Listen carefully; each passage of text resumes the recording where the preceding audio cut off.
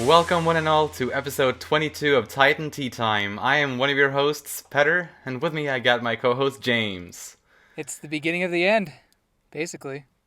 Yeah, I feel so strange. Eh, anyway, today we're talking about chapter 139 of the Attack on Titan manga, the final chapter titled Toward the Tree on That Hill.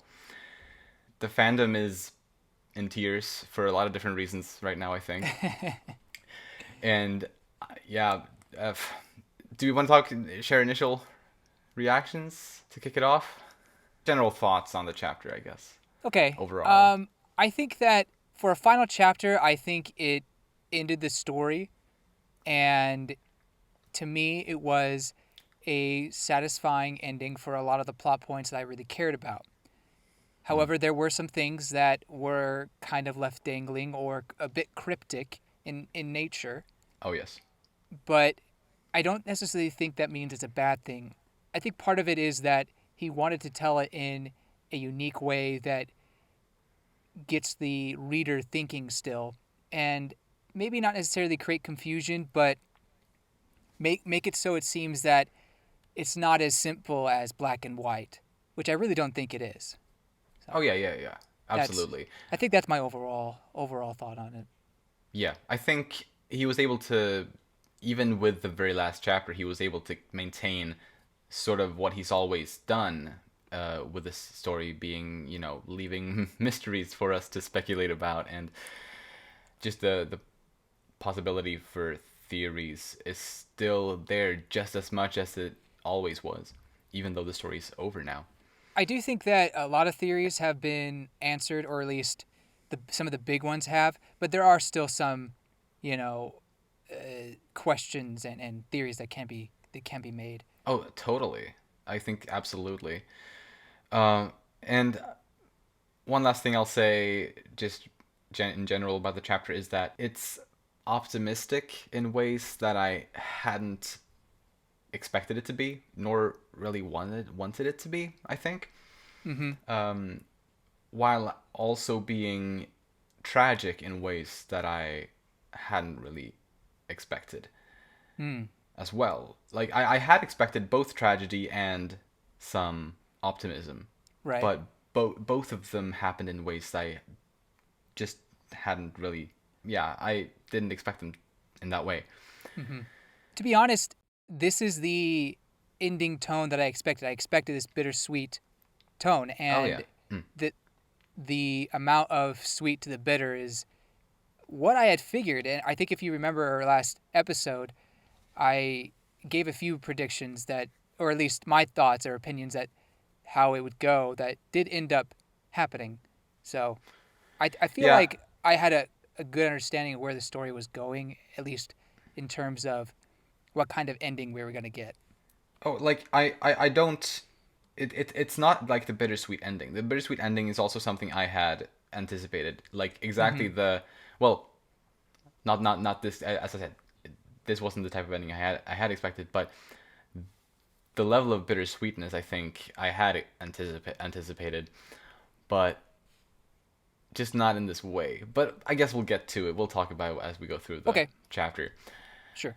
So what we do learn pretty early in this chapter here is that Aaron's ultimate plan was, after all, to push his friends away from him in order to get them to stop him and kind Mm-hmm. of join forces with the Marleyans, or well, at least with the warriors, to stop him from rumbling the entire world, and thus they would become heroes to the world. Mm-hmm. This wasn't surprising, or, I think since quite a while back, this was a common theory, and then maybe Right. we have wavered a little bit on what we thought, but this theory has still always kind of been there. Totally. I agree. And you were exactly right that we were wavering. Isayama made it so that even though we kind of figured there was something more to this and that he was really sacrificing himself in a way, he made it so that it was hard to believe that fully, to the point Mm. where last chapter I was still just questioning Aaron and feeling like I just don't feel like he would go this far if it wasn't for his friends or something along those lines. And Hmm. I was still wondering and thinking about how this could all make sense based on the Aaron that I felt like I knew. And this chapter kind of confirms that thought that we had towards the beginning of our podcast, Right. that he really was sacrificing himself. Yeah. But it's interesting, like, I think especially, like, the last couple of chapters, especially since the kind of final battle started, Mm-hmm. that hasn't really been in the front of our minds. It's No. been, I think we have mostly been thinking at that point that, yeah, okay, Aaron just wants freedom for his island, and so he wants to eliminate everybody else. Like, it really got to the point where that felt like that was the case. So in that sense, it was cool to see that twist in a way, even though as we thought, like I said, like it is a twist that we had considered. Right. Mm. Yeah, I think he did a good job of, I guess, subverting expectations, or at least making you think a certain way, and Right. then it's like, aha, you were right at the beginning, or whatever. Right. Yeah. What I like about this first part is we finally get closure for that table scene. We all Mm. knew, so many of us, or at least as the chapters went on, we figured he has to be lying about that. Like, he can't really think that. And some people were saying that I was fooling myself or ourselves or whatever, but I really felt that he wasn't he didn't really feel that way. And of course we get that confirmed here. So I think it's nice that we finally got that instead of just continually speculating. Yeah. No, I agree to definitely understand and to get Aaron's point of view for the first act kind of this final chapter Mm-hmm. was really nice. And it's honestly not something I had necessarily felt like I needed. Mm. Like last time when we were talking about we wanted from the final chapter, I think I said that I don't necessarily need Aaron's point of view. Yeah, I Um, think I was saying I was expecting it to be from a third party, not necessarily Aaron himself, but it right. makes sense. And something that I realized after our podcast discussion, I didn't talk about how Armin needed his final closure moment. At least I don't think I did. But Oh yeah. as I was, thinking leading up to this final chapter, I did think, oh yeah, Armin still needs at least a little bit of a moment with Aaron to have, yeah, that closure. Although I did not expect it to be this long and in depth, to be honest. Yeah, yeah, it was like the first third or so. Well, I haven't counted the pages, but the chapter really Right. is like three parts. Mm-hmm. What we learn also here in the early parts of the chapter is how supposedly Emir Fritz loved King Fritz despite all of the terrible things he had done to her throughout her life, and you know that's nothing too strange. Stockholm syndrome is a thing that Mm-hmm. exists. So I guess I'm guessing it's something like that. Yeah, it's hard to believe it's anything else, to be honest. Hmm. And it's messed up, Oh yes. but I think it goes along with the kind of dark themes that Attack on Titan will touch on at times. Hmm. And I mean, look, I'm not happy for Ymir that she was a slave to love, at all, but I'm okay with that being the reason, um, for the most part. Yeah, it does add up. I think the Yeah, fact that she has been so persistent throughout the years ever since when she has been locked in paths to still serve the royal family yeah, in the way that she could do there. So I guess it makes sense, even though yeah, it is very twisted and yeah. And I think, if I'm not mistaken, this was the first time we actually learned that that king was also called Karl, just like the one who put an end to the Great Titan War. hmm I mean, I think that's the first time. Right. And to be fair, it's not uncommon. It's in Right. fact it's quite common within royal families to have repeated names. Uh, so, or at least in Europe. I don't know in other places, but this is like inspired by Europe anyway. So it adds up too. hmm Aaron and Armin were finally able to go to the places that they had dreamed about going in their book as they were kids. So I Mhm. find that really a nice callback that they kind of hinted at as the story was going, but I never thought that they would actually do that, especially at this point of the story. But I mean, hey, I guess that's nice for them.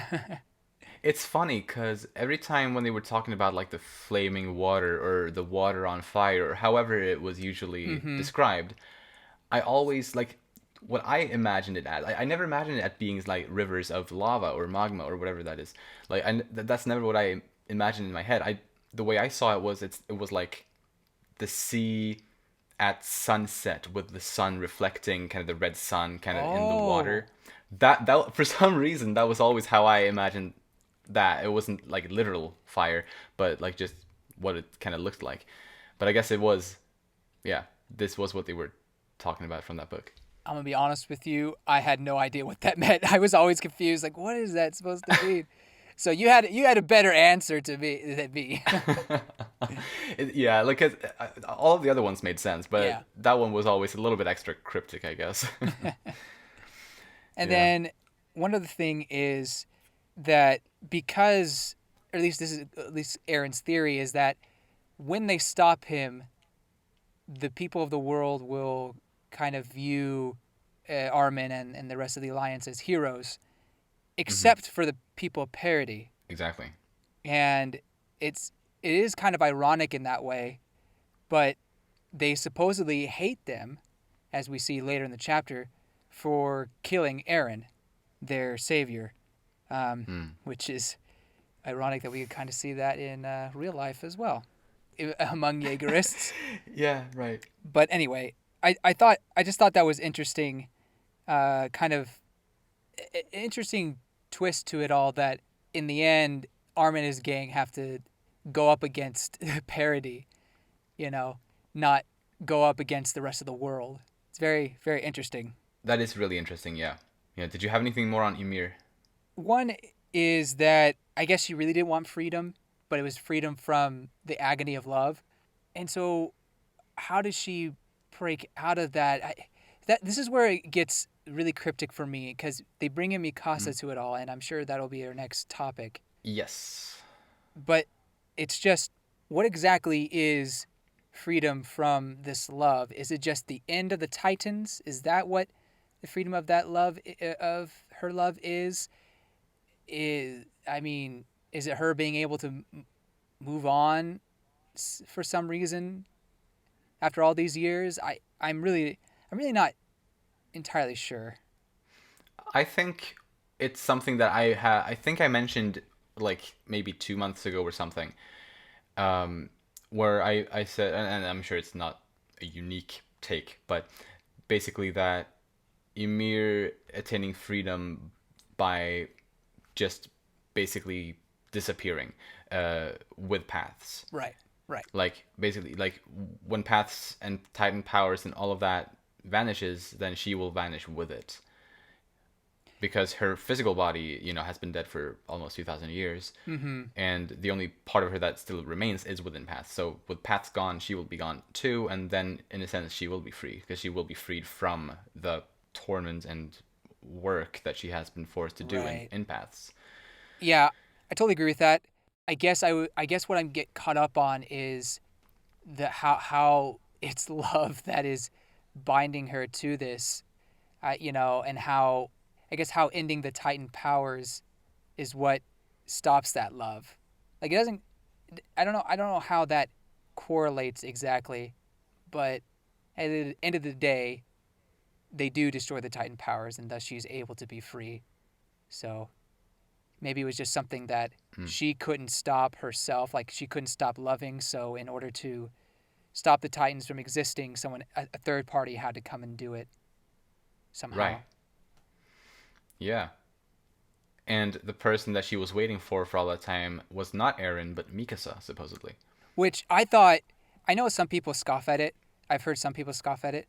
Hmm. I thought it was a really cool twist, not gonna lie, Yeah. because this whole time, especially during 122, I had figured that it was Ymir reaching out to Eren, and maybe there is a little bit of truth in reaching through Eren or something, but she was really reaching towards Mikasa, Hmm. or at least trying to get, or she was the key or whatever. So it's just fascinating to me. Yeah.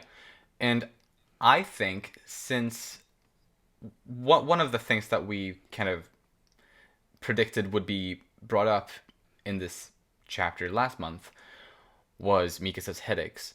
And it Ah, wasn't directly brought up, but what I'm no. thinking is that those headaches were sort of in some way patsy a patsy way for Ymir to reach out to Mikasa throughout Hmm. all of that is the best explanation that I can come up with regarding that. And it Yeah, would make sense if Mikasa was the one that she had deemed to be the one to rescue her, then I think that adds up. I agree. I think it's the only explanation that really makes sense without Isayama coming out and saying so. Yeah. I part of me wishes that was explained, but at the same time, I do kind of like the again cryptic nature of it, Hmm. in that you kind of have to read in between the lines to understand why that's a thing and or who is instigating it. And Yeah. yeah, I can agree. It was Ymir who was trying to persuade Mikasa to make a certain choice. So just I guess for my clarification, what was she trying to persuade Mikasa to do? To kill or protect Eren? I think both in the right Oh, moments. hmm, interesting. Basically, everything that she did. She protected him until the moment when he had to die, which was the moment when the centipede was not inside of him anymore, Hmm. is my thinking. Hmm. Because in this chapter, we did learn that the centipede did die when Eren died, which was something that we had talked about Yeah, a little bit we last talked month. about it. Yeah. And I think it it makes sense if you view the centipede as a parasite, which I think is fair, then it can survive when its host dies. But I guess it could have if it was inside of the host when he died, because then it might have just been reborn somehow in someone else. Yeah, It's a I little think it bit would have weird. been. I mean, I think it would have been reborn someone else, just like they would say, a new. The Titan powers are born to a new child Yeah, when that person dies. So I think, yeah, I think it just would have kept going. right. But with this specific instance, if the holder of the founder is separated from the parasite and dies, then the parasite dies too because it can no longer return to its host. Hmm. I guess. And I think it makes sense. It's fantasy, so you shouldn't think too deeply into it, but I think all things considered, it's fair. Yeah, it is. So the memory or the possibility that Ymir showed Mikasa through her headache in last chapter, was that to persuade her to kill him? I don't think so. Okay. Was it to make her reconcile the fact that she has to? I don't even think that was Ymir. Okay. It was just her kind of imagining it. No, well, last month I thought so, Uh but huh. now I'm quite confident in that the visions that Mikasa had, her conversation with Eren, was the same thing that Armin is experiencing right now with Eren in the first third of this chapter. It was Eren reaching out to her, having his Oh. final actual talk with her. It was like the whole scene wasn't real, but the Oh. conversation Uh was huh. real, and it happened at some earlier point, but she only remembered it basically the moment after Eren died. So even though we saw it before that, I think she experienced it at the same time that Armin experiences this scene. Oh, okay. Yeah. Interesting. Interesting. So this kind of jumps ahead to one of my points, but Huh? there's a moment where Mikasa is walking towards Armin with Aaron's head and says, "You remember now too, Exactly. right, Armin?" And at the time, I was wondering if that meant she had always knew all along, or not all along, at least since the boat area scene, a few chapters, like 131 or whatever. She knew that whole time that Aaron had to die, or something like that. But she kept it to herself because she still had to make a choice. Yeah, so she had that vision, but Aaron shouldn't be able to erase her memory because she's an Ackerman. That's a good point. Hmm. But there could be a potential that while they can't get their memories erased fully, or maybe there's like they can do it temporarily. Maybe over Mm. time the memories come back. But I don't know. Or he did what he did to Armin to everyone except for Mikasa. Like Mm-hmm. gave him these or had these conversations with them ahead of time, and then erased them until he was dead. Mm-hmm. But Yeah. potentially, what he could have done instead with Mikasa would have been to actually do well, to have that conversation right before she killed him, the way we did see it in the previous chapter. Yeah. I could see that. Because in that case, it would still work with everything we know about how Ackermans can't have their memories wiped and stuff like that, and Yeah. it would also actually maybe be the same chronological order as it is shown in the previous chapter, if Mm-hmm. that's the case. But I don't know.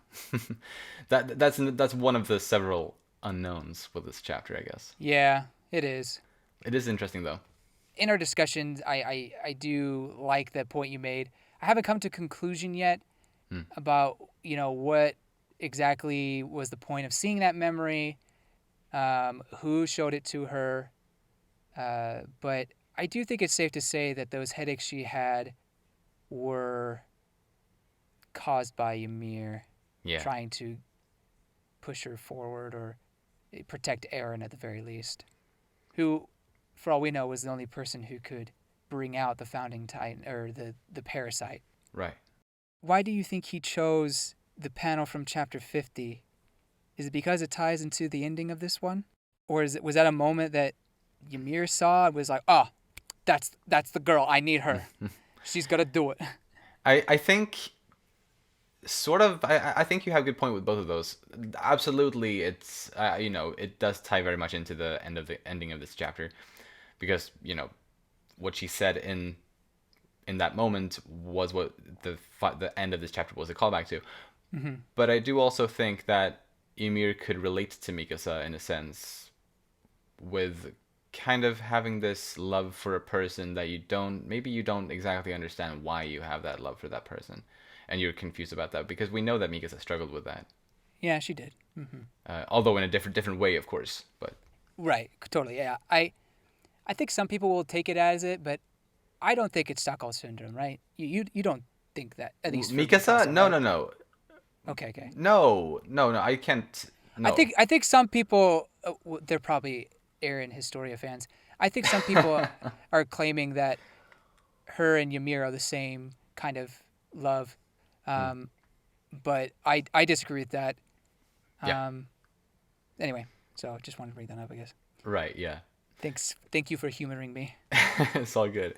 Um, but yeah, I want to talk about one thing that was also a little bit of a theory a little while back regarding the potential possibility that Eren actually controlled the Dinah Fritz's pure Titan and made it Mm, not only ignore Bertold but also drive her toward his mother. yeah. Assuming he has had a lot of time with Ymir in paths now, there's a lot of Hmm. things that he could have affected in the past, other than the one that we did see in chapter 121. So there could be countless things that he has in some way influenced through the help of Ymir and all of that time that they did spend together in paths. Mm, So this being one of them, he did it in order to, well, save Berthold so that Armin could get the colossal titan, and for everything to work out in the climax, kind of, I guess. But that also meant that his mother had to die in order for that to work, I guess. yeah. It's some heavy stuff. Just because, at first glance, you would think why is this necessary for him to have to kill his mom, basically? Why Hmm. would that need to be a thing? Can't this all still make sense without that happening? And to an extent, I think it could, but it is important that Bertolt not die there, Yeah. and it also, you could argue, it was important for, as tragic as it was, for Carla to die to inspire Aaron. Yeah. Not in, I mean, well, in the way it did. And this kind of goes to a thought I had later on in the chapter, Hmm. towards the end of Armin and Aaron's discussion. There's a point where he says he probably still would have done it, even if he didn't think his friends would have. And he Yeah. doesn't know.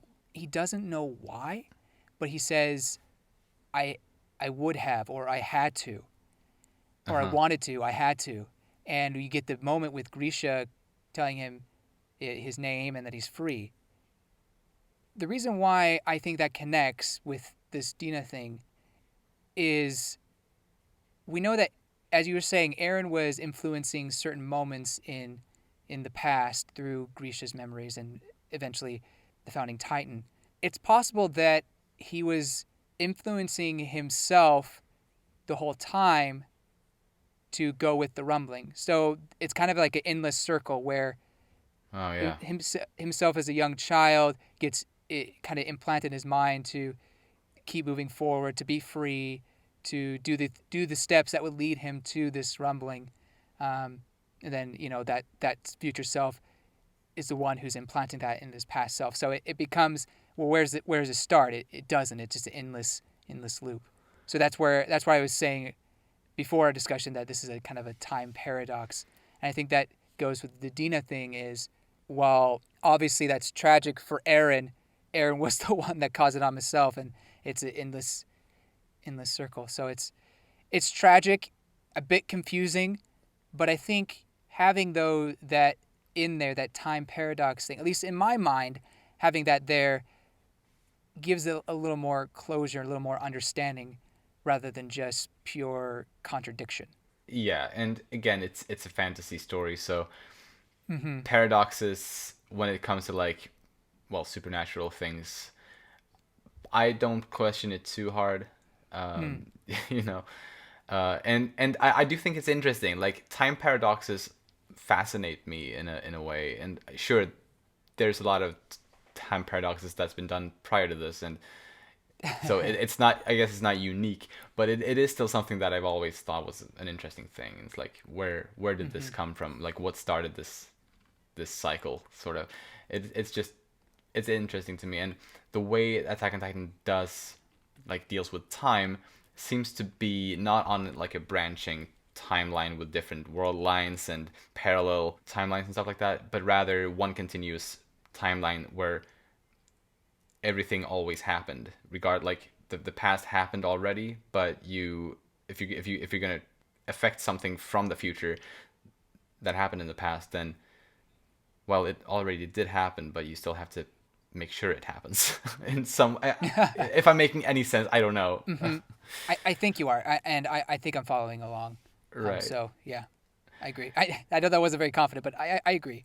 It's definitely not parallel, or Hmm. if you make this one action, it branches off into another potential. Although, well, I don't even know. I don't know, man, because that whole memory with, or that scene with Mikasa and Aaron in the cabin if they ran away, like, is that an alternate reality, or is that just a made up thing in paths? It may just be. I think that was just Aaron's and Mikasa's the dream they both shared, kind of Yeah. how things could have turned out Uh huh. if things had gone differently. Yeah. Is my thinking. Previous chapter, I thought it was just Mikasa's ideal, like wishful, but obviously, and I guess we can get to this now. We do learn that Aaron actually did have feelings for Mikasa the whole time, and even to the point where he's a little bit obsessive with her in sort of the same way that she has been very obsessive with him Right? throughout the series. It's kind of touching, I think. Bro's got it bad, man. He's got it bad. Yeah. So Oh. I'll be honest. When I first read it and saw it, I mean, obviously, me being the Mikasa Aaron shipper, I was like, yes, at first. But then, I was reading it, and I was like, it's kind of cheesy. Maybe it's going a little too far there. And then Armin's like, that's pathetic, dude. That's pathetic, bro. I was like, it's Yeah. good. And Aaron's all shy about, or like self-conscious about it. And I think it makes it better, because the literal story acknowledges that it's a bit cheesy or it's a bit pathetic. Mm. It's not taking that moment incredibly seriously. Does that make sense? They understand that it's kind of unexpected for him to start gushing about Mikasa like that, or at least Well, yeah. claiming that. Especially for like yeah, and as you said, like Armin's reaction to it, it all makes sense. But at the same time, like I don't think this is necessarily out of character for Aaron. Sure, I mean, Right, yeah. that's not to say that I saw this coming, because as I think I have made quite clear, I never, or prior to this chapter, I did not think Aaron had feelings for Mikasa. Actually, like I didn't think he was capable of loving anyone just based on all the trauma that he had gone through. But it turns out that he does. Well, he did, and Yeah. Yeah. and seeing him acting this emotional and this sensitive on that topic, that I don't think is out of character for him, because he's always been a very emotional and sensitive guy throughout the entire series, I think, and he's just done a pretty good job at hiding that, like basically since the time skip, more or less. Right. But as he said when they were in paths, like he's the same person that he always was. He hasn't changed at all. And I think this chapter really does show that. Yeah, exactly. I think this goes to a point I wanted to make that was brought up briefly in our Discord server. They were saying that it's not that Aaron's character changed; it's like we misunderstood Aaron. It took a different kind of twist at the end, saying like it was still garbage or whatever. but but I do agree with the fact that a lot of people misunderstood Aaron because they took him as face value and they forgot about all of basically the first half or the first 2/3 of the story. 2/3, yeah, the first 2/3 of the story. More or less. That was the Aaron, and you remember as we were going through the podcast together, there were moments where I was really conflicted about Aaron's character, or at least actually probably before we did the podcast because we started at 119. True. And but I was expressing then that he was frustrating me. The table scene I was upset about. This isn't the real Aaron. And then we had that moment in Paths, and I felt like, yes, this is the Aaron shining through. And then everything else started happening. So I started to doubt a lot. Yeah, yeah. And I was confused. Like, I don't understand. This doesn't seem like the person we always knew. And I felt like there was something missing. There was something not quite right. But as we kept going through the chapters, even all the way up to 138, just like with the whole, I really did this to save everybody, story thread, I kind of doubted that.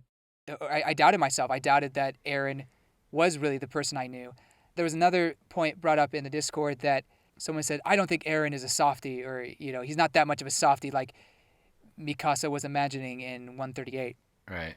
And I totally disagree with that because I there were so many moments where he showed his soft, vulnerable side, and while he's always been moving forward, he's still sentimental and still shows a lot of emotion. And even 131, we see that, but people took that differently, I guess. But anyway, point I'm trying to make is the real Aaron has always been here. He just did. Well, and Isayama did a fantastic job at, well, maybe that's up for debate, is saying fantastic, but I think it was fantastic job at hiding those true feelings in order to get the end goal that Aaron wanted. Yeah. I agree. I don't think Aaron's character was written poorly necessarily. I think this part of the chapter so far, I don't really have any complaints yet. Okay. This is all good. I enjoy this, and this is also around the time when we get to see the quote unquote final panel realized in the chapter, which turns out it wasn't the actual final panel, but it wasn't the final chapter. True. So at least he got that. So do you think this is a retcon of what he had planned to feature in the final chapter, or was this a kind of psych, I misled the fan base? I mean, not maliciously, just, you thought it was going to be like this, but in reality, this is how it is. Right. I mean, I could see it being either of those. Okay. Whether it's like intentional or not on his side, but as I have said previously on the podcast, I was even speculating that he might have changed his mind completely, and the final panel might not even you did say appear at all. But let's pat ourselves on the back, as most people should. A lot of us called Grisha Yes. and holding Aaron. So I think we did a good job there. It didn't turn out to be the final panel at all, but Right, yeah. No, but like with the yeah, hairstyles kind of, it and just made also sense. using omae, those two Hmm. things kind of made It it so had to like be John. It just had to be John. Oh! Sorry, you meant Grisha. Oh, okay. Oh, sorry. yeah. So, and I mean, obviously, this is John holding Historia's baby, and Historia dyed her hair black. Yeah, that's what that panel is. No. This is definitely uh, Mikasa's baby. No, let's not go there. Let's not go there. Not yet. Okay, Not okay. yet. Let's yeah. Sorry, I'm terrible. Uh So what I think we mentioned this, but I just need to say it again. Aaron has never been honest with his feelings, and it's so similar to how Mikasa was growing up, or yeah. throughout the whole story. They were never really honest or willing to come to grips with one, their love, but two, you know, how they feel about certain things, and I like that kind of dynamic they have, even though we definitely saw it more from Mikasa. Mm, Um, I think as a kid, or in early parts of the stories, we saw it a bit from Aaron, as we saw his sensitive side, like we were saying before. mm. But I don't think it was as prevalent as it was with Mikasa.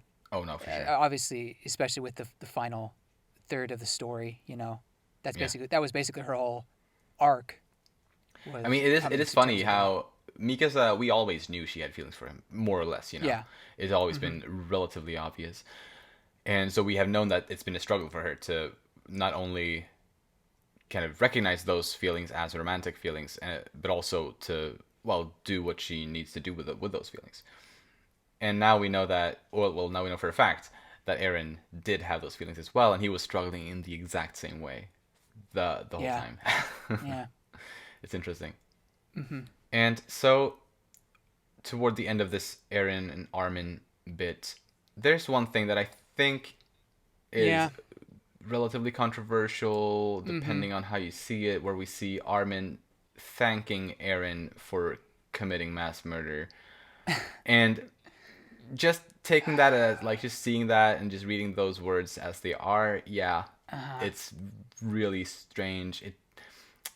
It's twisted, and it doesn't fit, I think, with Armin's character. But he does also say that I promise I won't let this error go to waste. He refers to Aaron's actions as an error. right. I think, or at least the way I like to view it, is that Hmm. he he doesn't actually think it was a good thing that he did, uh, Of course. and and maybe his words aren't completely genuine when he's thanking him for this. Oh. Okay. It's, I mean, it's like well, we know that Armin is a person who's good at understanding people Yeah. and kind of sympathizing with people. So I think in a way he understands how Aaron feels and he is sympathizing with Aaron, but I don't think we should take his words at face value like this, Hmm. because I can't imagine him actually being grateful for Aaron having massacred 4/5 of the world. Yeah. I don't think there's any way he would be grateful for that. It would go against everything they were saying beforehand. Hmm. Um, and I guess we will talk about that even more as we go move forward in the chapter. Yeah. I think this could have been worded Yeah. so much better, and it pains me that it came off this way, because I know a lot of people are going to take it the wrong way and find it as a contradiction, or whatever. Hmm. Which is kind of similar to how last chapter we had Falco scream before everyone transformed into a Titan, and that got people confused. Even though I think we've most of us come to the terms that it was the centipede that caused them to transform, Yeah. but it still was confusing how he did that. Hmm. That's imagery rather than text, but I still think it's confusion, unneeded confusion, that could have been cleared up. Yeah, absolutely. Like the way Isayama put this was definitely, he could have found a better way to do it. Right. Because I just can't imagine this being what he meant for it to come off as. It just doesn't make sense to me. Although I guess maybe he did want it to come off this way, but I don't think he meant for it to be interpreted this way, if that makes sense. Uh, Yeah. I think it's Armin's ability to relate to other people that makes him kind of put it in a way that sounds wrong, perhaps. I have struggled Yeah. with this. My thinking is, you became a mass murderer for our sake. I promise I won't let this error go to waste. He's not saying that. He's not thanking him. He's stating fact. He's, as a No, matter no, of fact, you became a mass murderer for our sake. no. But right above that, he said, "Aaron, thank you." Oh, you're right. Still, I think you could take it that it is a statement of fact, although he is thanking him Oh, to say actually, thank you. maybe yeah. Actually, it's entirely possible that he says, "Aaron, thank you," just kind of a general thank you, and then afterwards, like, period, you became a mass murderer for our sake. And then he Yes. promises. So it's yeah, you're right. It's possible that the thank you isn't related to him being a mass murderer. Right. That does make me feel a bit better about this.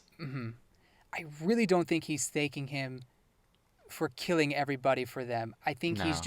he's thinking that he's like thanking him, like you were saying, understanding him because he did do a lot of unnecessary things for them, and then he states that, and then he says, I promise I won't let your mistake go to waste. Like I think it's good on Armin to tell Aaron that what you did was wrong. Um, I wish maybe he would have been a little more clear on that as well, but I think at least having that error part this error part is Yeah. good enough. And to be fair, Aaron does know he can't be forgiven. Like Yeah. he does. He says he doesn't want to die, but I can't be forgiven. And so there is so much confliction going with him. And I think that goes back to the time paradox things as well. But it's just he's a really tragic character, Yeah. and I think what Isayama here is doing is acknowledging that tragedy, but not condoning what he did. Exactly. Because I've also seen people feeling that this chapter painted Aaron in too good of a light, which in some ways I can see that Yeah. because Armin and several of the other alliance members sort of sounds almost as if though they are forgiving him, and Yeah. I so with that in mind, yeah, I can understand that. I can see where those people are coming from. But if we just look at Aaron, as you said, he doesn't forgive himself, and he knows just how awful the things he's done was, and Yeah. he knows he doesn't deserve to to survive through this. Yeah. I think what's important about this chapter is he's not taking pride in what he did, versus other chapters. I think what a lot of Jaegerists felt like was Aaron was taking all this pride, and even though he was incredibly conflicted, sad about killing everybody, he knew what he had to do, and so he was firm in his choices to kill everybody. And while I do think he was firm, I don't think he took pride in it, and he knew it was wrong. He knew it was not the, lack of a better word, ethical thing to do. Yeah. So that's my take on it all. Right. Yeah. So ultimately, even though this part of the chapter is a little bit problematic, I do think it works. I feel a lot better talking to you about it now, because before Awesome. it kind of bothered me, especially when we were, shout out to you here, Big Girls. We were on their live read through of that. That was pretty fun. Yeah. At that moment and the discussion afterwards, I did start to question that a lot, and it kind of bothered me a little bit. But I think our discussion here and talking it out has helped me. I'm not trying to say it's perfect, but again, I do think it can be worded a whole lot better. Yeah. That's for sure. But I do think it's okay for what it is, and it works out. And Uh-huh. who knows, maybe it'll be better animated when we have voice actors. Right. Exactly. Yeah. Maybe there will be a hint of sarcasm in his voice. I mean, maybe that's not. Maybe that wouldn't be fitting. I don't But know. something at least. Yeah. Anyway, Well, it anyway. could just be the pacing. He says, "Aaron, thank you," and there's a pause that Well, kind yeah, of separates. Anyway, sorry. right. No, but absolutely. And then we learn that this message from Aaron was sent to Armin on the boat, Bruh, that was which wow. a pretty cool reveal, and it tied that up very nicely, I think. Yeah. And then we come back into present day. We see Falco's bird titan kind of just falling to the ground in Hmm. flames, which is a cool imagery, like revoking thoughts of the phoenix So bird. is it flames or is it just steam? Maybe it's just steam. It's hard to tell exactly, but it is very nice imagery though. Like regardless if it's fire or smoke, it definitely looks like a phoenix bird, which is cool. Not just because this is kind of the world is being reborn in a sense here, Mm, but also because that's sort of the visuals of the ending of season 4, that's true. That's true. which was a Falco ending, and it had visuals of a phoenix bird. So it's cool. It's cool. Isayama probably didn't tell the staff exactly about all of this, but Hmm. at least he would have probably directly asked for something like that. Maybe potentially. It's just cool imagery, and Yeah. with this we understand that Titan powers are now over. Speaking of cool imagery, I mean, Mikasa walking out of the steam holding Aaron's head. It's Yeah. sad. It's depressing. It's also very emo and very, very like, you know, maybe goth is a better word. It's I don't know. It's dark. yeah. Um, I like using the word emo now though I after know, our right? Kaguya-sama stuff. Anyway. I've started using it more. Oh, that's so emo. Oh my god, this is too much of an inside joke. Maybe if you're Maybe. listening to our Kaguya-sama Love Is War manga podcast, though, you'll understand. Anyway, it is nice imagery and sad imagery, and yeah, Mm-hmm. Armin's reaction to it and all of that is so good. He says, "Yeah, I heard the result of your choice, and that it would make the power of the Titans vanish from the face of this earth." I Hmm. just want to clarify exactly, and we may have talked about it a little bit, but just here right now, clarify exactly what that choice was. Is the choice to kill Aaron or not? Was that the choice? That's how I interpreted it.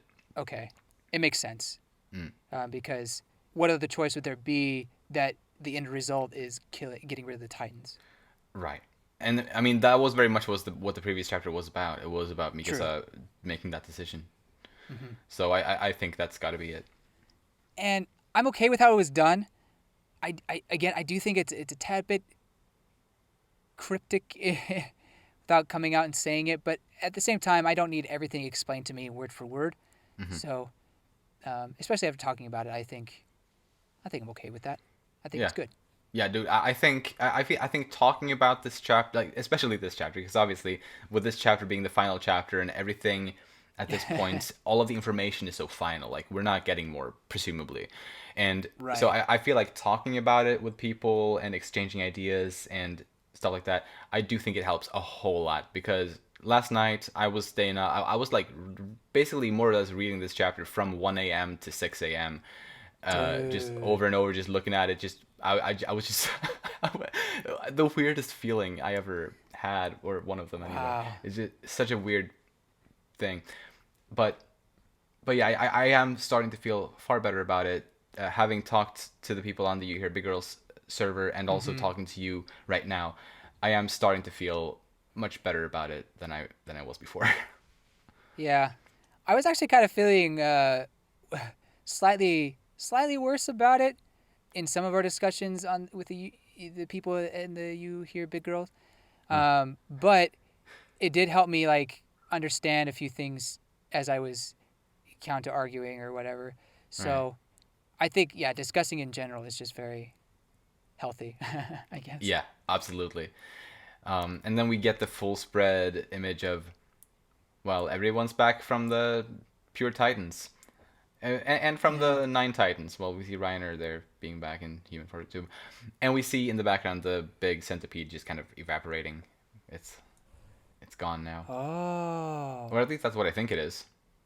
Yeah, to be honest, I have no idea. Like I was a little disappointed we didn't see the centipede itself one last time. I didn't want to fight or anything, just see it start evaporating. But I'm okay with this, especially if that is what we're seeing in the back. I'm like 99% sure that's what it is, because it doesn't look like just a bunch of fire.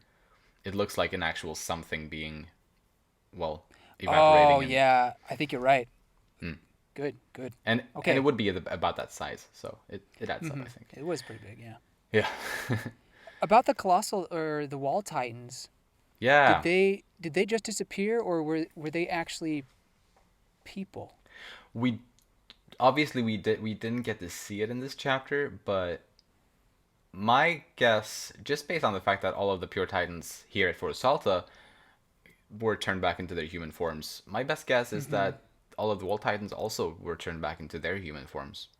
I Okay. just logically, or like just looking Yeah. at what we know, that's in my mind, that's the only thing that makes sense. One thought I had that I don't think is as strong as yours, but I'll say it anyway, Uh-huh.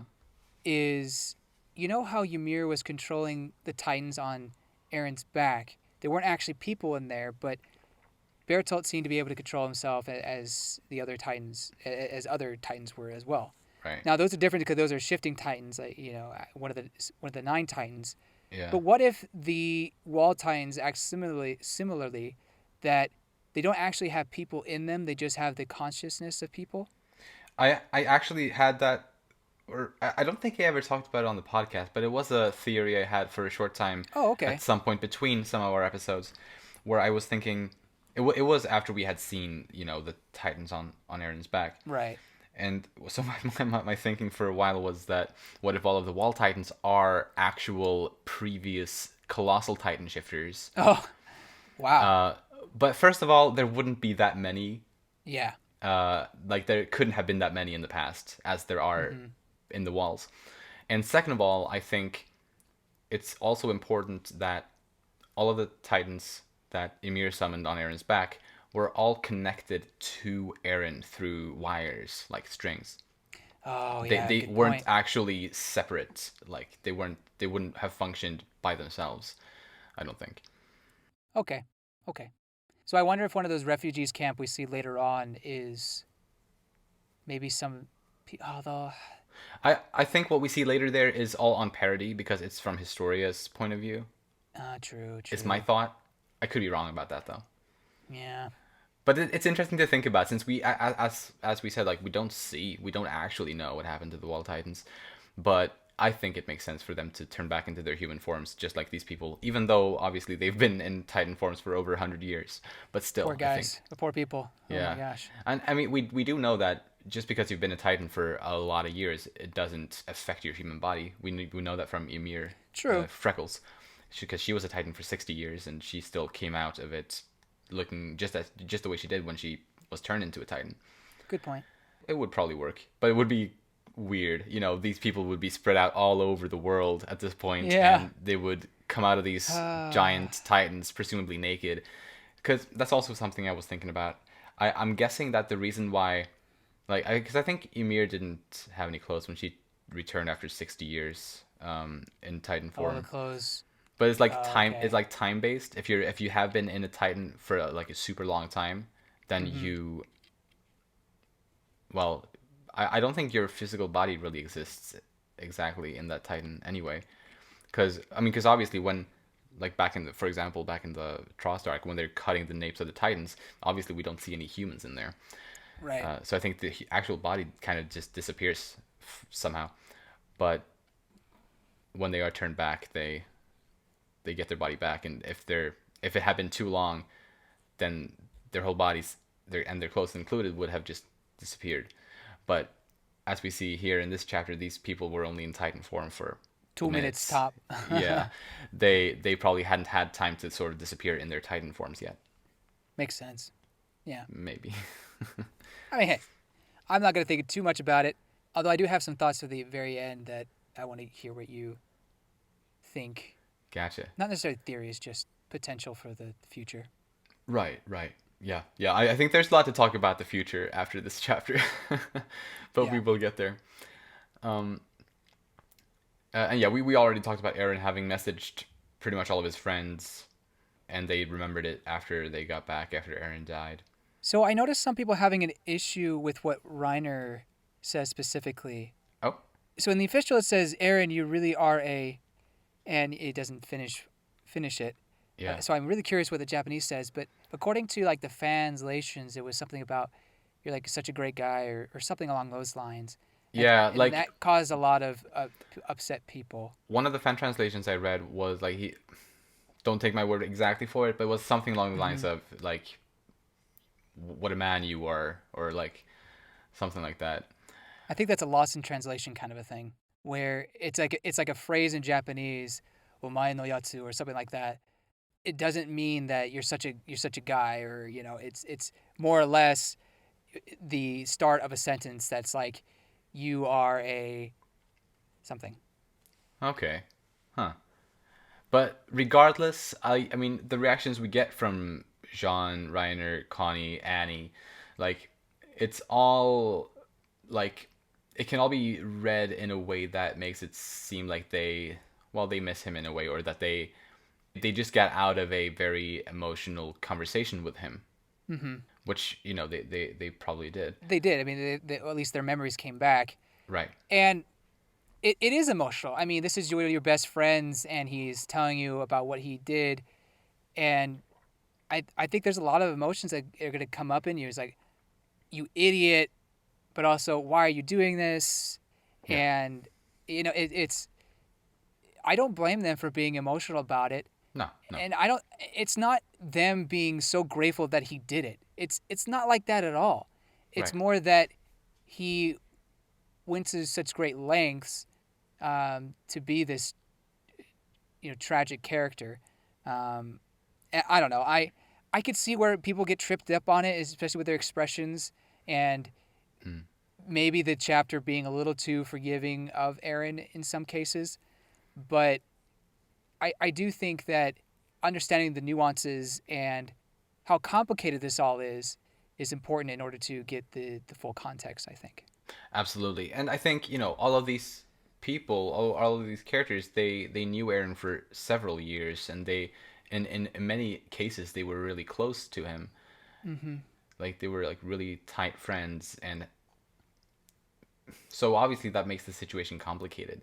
Sure, Aaron has done some awful, awful Oh, things, terrible. Absolutely but terrible. even then, of course, I can't put myself in their shoes because I don't know what it's like to love somebody who does something Right. outrageously horrible. Mm-hmm. But I imagine it's very conflicting, and so I don't blame them for having a reaction to that. Yeah, totally. And obviously, this also implies that Connie's mom also comes back, becomes a human again, which is nice. It's something that I was pretty sure would happen. Although last chapter when Connie was turned into Titan 2, that was when I started doubting it a little bit. But up until then, Uh-huh. I was always like quite sure, especially since she was brought back into the story relatively Right. recently. I was like, yeah, she's got to you know, be turned back somehow. It's kind of sad we don't get to see her, but it's nice enough that he mentions that point. It's not just a hanging plot thread for the rest of the thing. Although, I guess Mm. you don't really need to mention it when you see everybody melting from their Yeah. Titan form. So And I mean, she's mentioned here, and she's mentioned at the end of the chapter as well. that's true. That's true. You bring up a point where you had mentioned you were incredibly satisfied with John and Connie's death or supposed death in the last chapter. Yeah. I had said that while I wouldn't have mind them to go that way, I was pretty confident that that wasn't going to happen, that this was the route he would take. Mm. Um, you said you would be somewhat disappointed, I think, Yeah. if this did happen. So what are your thoughts Yes. now that you've seen this? Conflicted. I do stand by what I said last month. I do think that their send off was excellent, and they wouldn't have needed to come back. Hmm. So this, like, the fact that all of these were a lot of people that came back Yeah. to life, quote unquote. I guess they weren't technically dead before, but Hmm. these were a lot of people anyway. that came back, and it's the main reason why this chapter was optimistic in a way that I hadn't expected. Because I did not think this would happen. I was quite sure that that they wouldn't come back, and but they did, and so that was Yeah. probably the main optimistic side of this chapter that I just had not expected at all. Because at the beginning of the recording here, I said that the chapter was optimistic in ways I hadn't expected, and also pessimistic in ways that I hadn't expected. So ultimately, the level of bittersweetness was about the same that I had expected, but it just in a completely different way that I hadn't, I had not been able to see that coming. Gotcha. And this was a big part that contributed to that for me. Okay. Yeah, that makes sense. And again, to be honest, I wouldn't have minded if they had remained Titans, at least John and Connie, because they did have that spectacular moment and they had fulfilled their roles pretty much. I'm glad they have new roles now as kind of diplomats. But again, I thought that would have worked. My problem always was with Reiner and Annie. While, I guess since we were talking about Titan powers having disappeared, on that topic, I also had the thought that Ackerman powers probably also disappear with that, because they are absolutely Titan related, past related, which would mean that Mikasa and Levi are just like normal people too now, most likely. And I think that would also explain why Levi is in a wheelchair at the end of this, because I imagine he might have been able to recover with his Ackerman powers. At least that's how I choose to think about it. But without them, he wasn't able to do that. So, yeah. Surprisingly, I had always been a little, not upset, but just kind of perplexed that he was able to heal to the point that he's able to fight so quickly. I was like, no, there's no way. But when you put it in the context of Ackerman and their kind of Titan-like power, it makes sense. And the fact that he's now in a wheelchair because those powers are gone, I'm glad he kind of reinforced that the Ackerman power really was helping Levi throughout that whole healing recovery part. Right, yeah, exactly. Because he was moving, he was doing stunts, to be fair. Like in the final battle, he cut Levi's, or he cut Zeke's head off, and, something that he probably would not have been able to do if he was bound to a wheelchair. Indeed.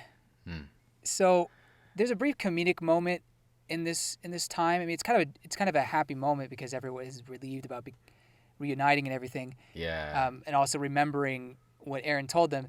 But then Peek is like, man, I wish I could have talked to Aaron. I don't think she's saying it longingly. I think it's more just kind of like, being funny, just kind of sarcastic in a way.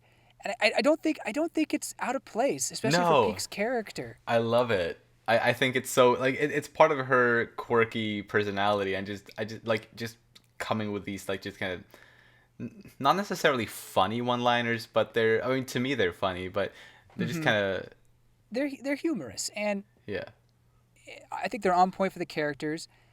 And I want to say that, and I'm sure we've said it before, but I want to reinforce that I think Isayama has good comedic timing in some cases. I like the pie scene. I think the pie scene is pretty funny. And I think it fits. I like certain one-liners. I like when they were talking about the okapi. Like, it wasn't completely out of place to me. And I guess some people say, well, you just never think Isayama is wrong. That's not the case. It's just, I think some people are a little too hard on him when it comes to this comedy and you got to be serious all the time aspect. It's just, look, I don't like Marvel films as much as I used to in the past, and I'm very much not into Marvel comedy. But I don't think this goes that far. They're not throwing like, maybe except for the ending, but we'll talk about it later. Well, I think Isayama has a different sense of humor overall, though. I mean, he does.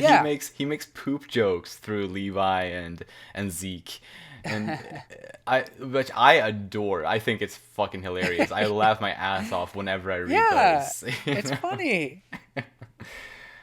Yeah. I appreciate Peak. Absolutely, absolutely. And there's a lot of really nice little reunions here. Yeah. Annie does get her brief reunion. Well, it is a full on reunion with her dad, even though we only see it for a little bit. But it is very sweet. And afterlife theory confirmed. Mom Taku and I are like I know you dancing. guys are living it. Yeah. At this point, I'll give it to you. I'll be like, you know what? It doesn't matter. Yes. I'll be honest. I still think it's paths, but at It this is. point, paths. It is. But it's still they're still there in some capacity through paths in the final moments of paths. Obviously, I think the final moments of paths. You're absolutely right. It is paths related, and with paths disappearing now, it won't be a thing anymore. But up until now, it has been in some way, and I don't think there's any way to deny that anymore. Especially because we at first when we see it in this chapter, we see it through Levi, and he's seeing all of the Service Corps members. It's beautiful. Like I definitely shed some tears here. Yes, me too. And also with him kind of finishing that scene or that little bit with the salute, because has he ever done the salute before? No, he hasn't. And I'm pretty sure that was the first time. Yeah, which is awesome. Oh gosh. So, but what I was gonna say is that since it was first shown only through Levi's eyes, sort of, I was thinking like, cool afterlife, but maybe not confirmed since it's only through one person. So he could just be seeing things in his head, was my thought. But then we see Sasha coming to show herself to both Connie and Jean for a moment. And the fact that they're both seeing her, actually, like, clearly looking at her, reacting to her, that 100% confirms that she is there in some way, just for a moment. And yeah, I think it's beautiful. I'm not usually, like, for these sorts of things in fiction, like afterlife things. Or in general, but I don't know, for some reason, ever since the possibility of it was brought up, with Hanji back when she died, I have been very interested in it, and I've been definitely rooting for it to be true, and yeah, I couldn't be happier about that.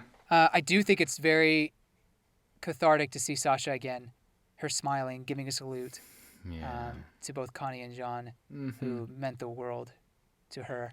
Yeah. So that was very special. I don't know why am I getting so emotional, dude.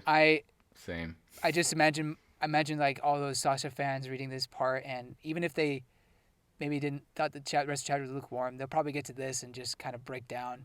Yeah. It's not like she played a huge role, even in the overall story, but especially now.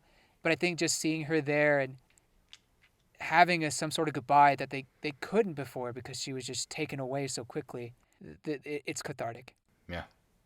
And Falco and Gabby just pile driver. Ooh. Or I don't know. That's a pile driver. What is that? I don't even know. But it's, I don't know wrestling terms. It's one of the parts that made me laugh the most in this chapter. And I also just kind of, I'm not saying, and I don't think they're kissing, but I just we're just seeing their heads like that close together as Falco is just flying through the air. It's just like, oh my god, what if they're kissing in that moment? It would just be like the weirdest kiss ever. But they're not. It really would be. No, I don't think so. I think it's just Gabby just being suddenly on the defensive. Just get off of me. Either that or Falco just having way too much momentum. That's fair too. You could take it either way. Yeah. I don't know. Yeah, I really don't know which is the right way. I could see it going. Yeah.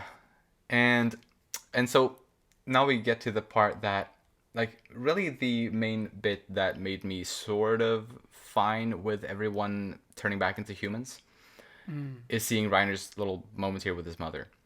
Yeah. Because we couldn't have gotten this if everyone didn't turn back into humans, most likely, unless Karina's Titan ate somebody, but that would have felt like a waste. It really would have. But I really like this moment. I know a lot of people, at least the at least the big girls, I know how much they despise Karina's character, and I think it's fair.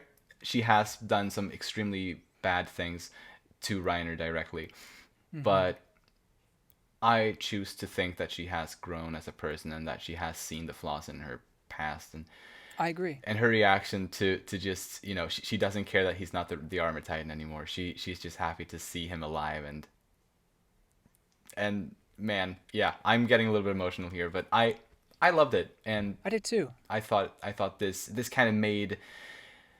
kind of to me made it okay that all of the titans turned back into humans. Mm-hmm. I think besides Annie, this was the number one reason why I thought that they would all Hmm. change back, is because Reiner and his mom needed this moment. Hmm. Well, particularly Reiner. I think he had done so much to seek forgiveness and everything, and he was still very much depressed in very ways, but Hmm. obviously getting over that and whatnot. But I think having that closure with his mother and realizing that she loves him even though he's not the armored titan, loves him Yeah. even though he's not a warrior, um, is Yeah. very important for him. And I think Oh yeah. that helped him to be able to move on. 100%. And then we get the final little moment in this scene between Armin and, or actually, there's a little bit more after that, but Armin and Mikasa's a little bit here, which kind of signifies the last time they see each other, at least in the story. That's true, yeah. And Mikasa leaving the rest of the people, she, well, it. I do think it's a little bit silly. She just walks away. It's like, where's she going? Like, what's her plan? We know that she's going to parody, but like, how is she going to get there? Sort of. Yeah, I have no Uh, idea. but I think it's more so It just kind of looks cool. right. Exactly. It really does. She just disappears in the smoke, and That's a beautiful shot of her, by the way. That's one of the most beautiful shots. Just a side profile of yeah, her I walking agree with her face in into the the precise scene. side profile. I agree Hmm. absolutely. I love it, and yeah, it kind of just signifies her departure from the rest of the alliance and how she settled on Paradis while the others remained on the mainland for the next 3 years. Yeah. And moving into the now final part of this time. Oh, are we going to talk at all about the Armin conflict? Or Yeah, either? that's what I'm Oh, oh, referring oh. to. Yeah. Sorry. And I think it's a super nice callback to the Trost arc where Armin had to prove that Eren was a human. Oh, that's a great point. I didn't think about that. Oh, it's basically the same scene. Are you Titan or are you human? The same question. Yeah. And Wow, I'm dumb. I was a little bit surprised to see Miller ask that, but I guess after the last chapter where he got quite scarred from seeing these Eldians turn into Titans before his eyes, I guess it's fair. I can see how it makes sense. Yeah. But his reaction here, and even holding up his hand like that, like, is very much, it's the same as in the Trost arc when that happened, and even Armin uh, dropping his ODM gear and walking up to defend the others with diplomacy. Hmm. It's a very nice way to kind of end Armin's arc in a way, and he takes on responsibility for being the one to have killed Eren Yeager. When I first read it, I kind of thought it was funny for some reason. I don't know why. I was like, Huh? I guess it was to save Mikasa, because if a word had gone out that Mikasa was the one who killed Hmm. Eren Yeager, and the Yeagers found that out, they would have, well, Right. tried to get her. She couldn't have lived there in that case. Yeah. Hmm. It makes sense that he did, but at the time I was kind of like, ha, he's taking credit for it. Oh. not that I thought Armin would actually do that. But anyway, Right. it was a weird joke, a weird laugh. Right. Right. No, but I think like the first time you're reading through a chapter, it makes sense to not understand everything immediately, and yeah. Yeah. I didn't comprehend exactly like at this point in the chapter when I read it the first time that Mikasa was going to parody while the others were staying behind. I mean, obviously, I don't think most people would exactly understand that right here. Hmm. But it is it's a nice scene. Yeah, it's a good scene. It shows that diplomacy, or getting to the point where Eldians and the rest of the world can be as one, is not going to be necessarily easy. Hmm. And I think that was a big fear through this final arc, that if they were to stop Eren, wouldn't the world just go and pursue them? It wouldn't change anything. In fact, it would be worse. Or vice versa, or at least on the other hand, wouldn't it be just too easy if the world suddenly forgave them and tried to work with them? And I think here it shows it's not that easy. And in the end, it's actually trying to work with the people on the Parody Island, that instead of trying to work with the world that's Yeah. trying to happen. But I think he shows it in a way that it makes it more believable, and there's more nuance to it, rather than just everyone holding hands and singing "Kumbaya." You know? Right. Exactly. And we have always been talking about like the ending of this story. We always said it was going to be like the conflict wouldn't be 100% resolved. It wouldn't Yeah. it wouldn't make sense. It wouldn't be realistic for it to be as you as you said, like kumbaya and all that. Just rainbows and butterflies and unicorns. No. Right. Uh, so I think we were right in that prediction too, even though I'm sure a lot of people had that thought as well. Armin is the one to do it. He's such a good speaker, and he has the ability to understand, as we've stated before.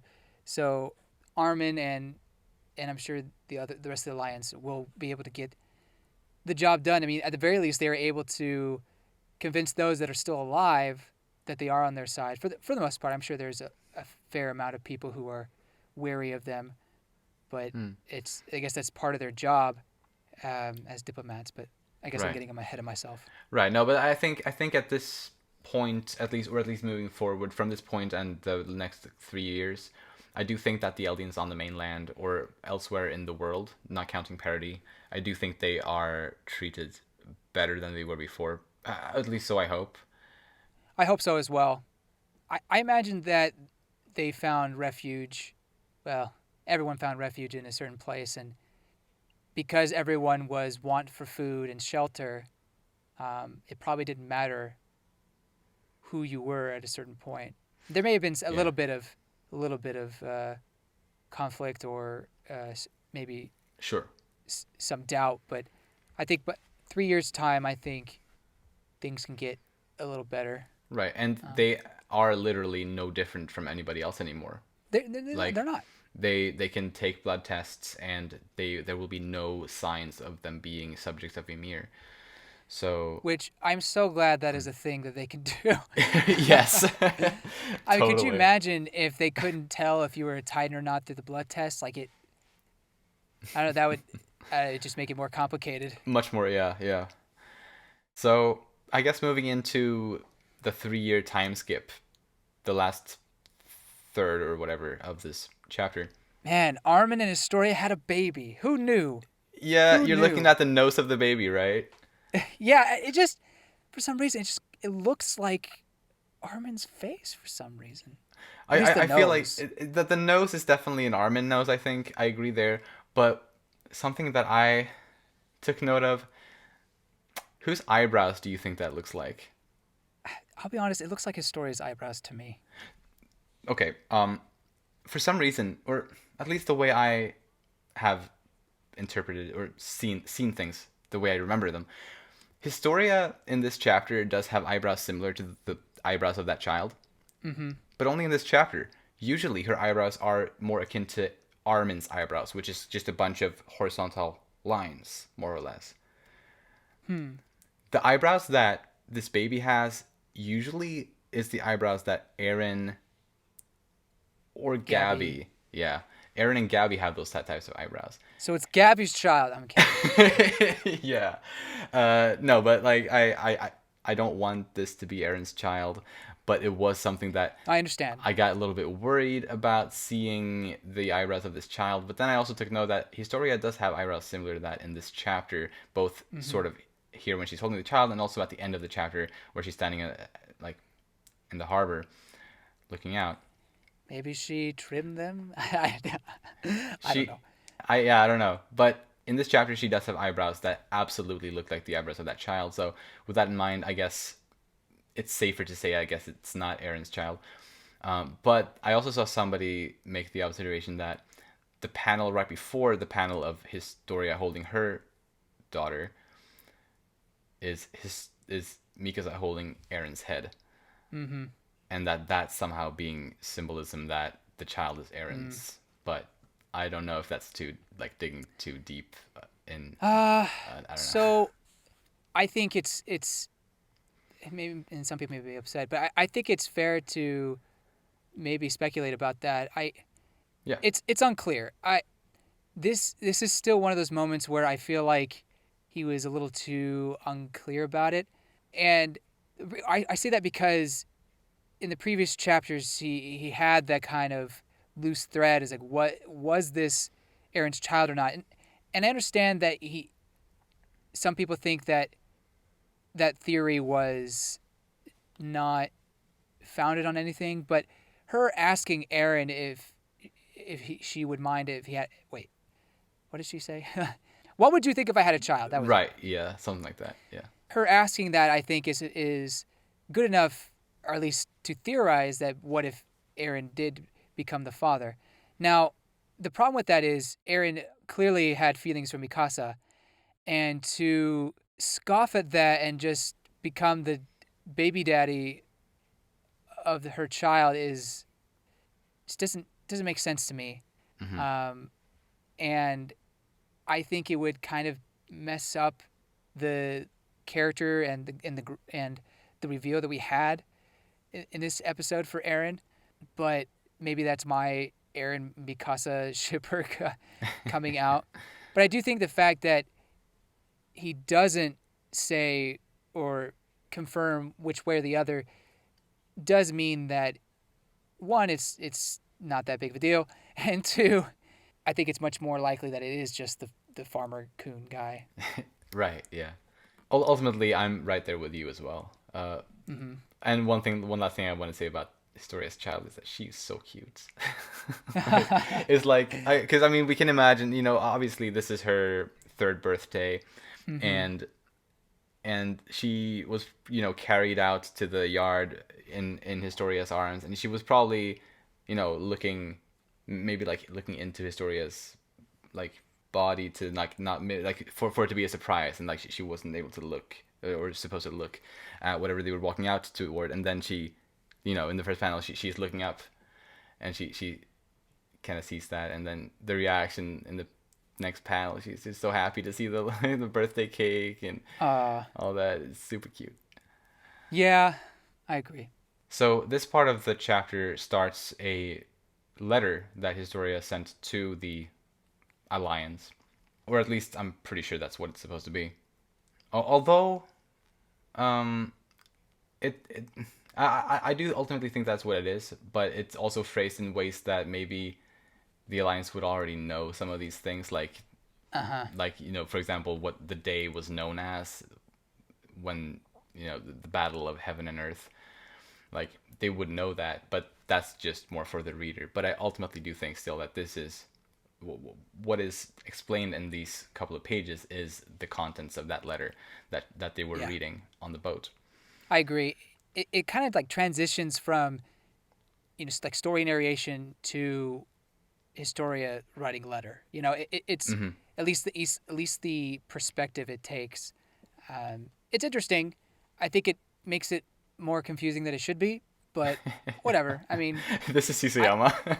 this is Yusuyama, and at this point, as long as we understand that it's a letter from Historia, Yeah. that's that's the end. Like it's okay, I Yeah. guess. Yeah. No, I agree. It does make the first panel of well, besides the birthday, the first panel with all the refugee camp, it does make that a little confusing what that is, because if it's supposed to be a letter from Historia, that has to be parody. But where in parody is this? It Right. does. It, I don't know. It doesn't make sense to me. Yeah, especially 3 years after the whole thing, it wouldn't make sense for them to still live in tents. Because I mean, obviously, parts of Parody was destroyed when the rumbling Mm-hmm. happened, but that much I don't think was destroyed. And after 3 whole years, so yeah, that panel makes more sense to be from somewhere else. Yeah. But we do learn that parody has not really improved. The Jaegerists have uh, basically gotten control of the military of parody, and they have grown up a pretty big army. Yeah, in the name of self-defense, at least that's what it feels like they're doing because they're afraid of the other nations coming to attack them. Right. They raise up this army. Now, I've heard a lot of people equate this to Nazism. How do you feel about that? I mean, they are creating yet again. I mean, parody was always, I think, a military state Mm-hmm. in a lot of ways. And I think with this, they are just going along with what it's always been, but kind of taking it to the next level. Because I do think parody at this point can be viewed as a fascist state Mm-hmm. based on just how prominent the military is in their country Yeah. and how everyone is, well, really just praising that, and well, a majority of the people anyway, and really Yeah. just looking at their symbol, like it's two rifles with like sort of like eagle wings, and behind it does revoke very like fascist Imagery. things, I think. Yeah, I don't think it's crazy to think that they're fascist, Mm, but I think calling them Nazi may not be fair just because one Nazi has such a negative connotation to it with all the terrible things that the Nazi regime in Germany did.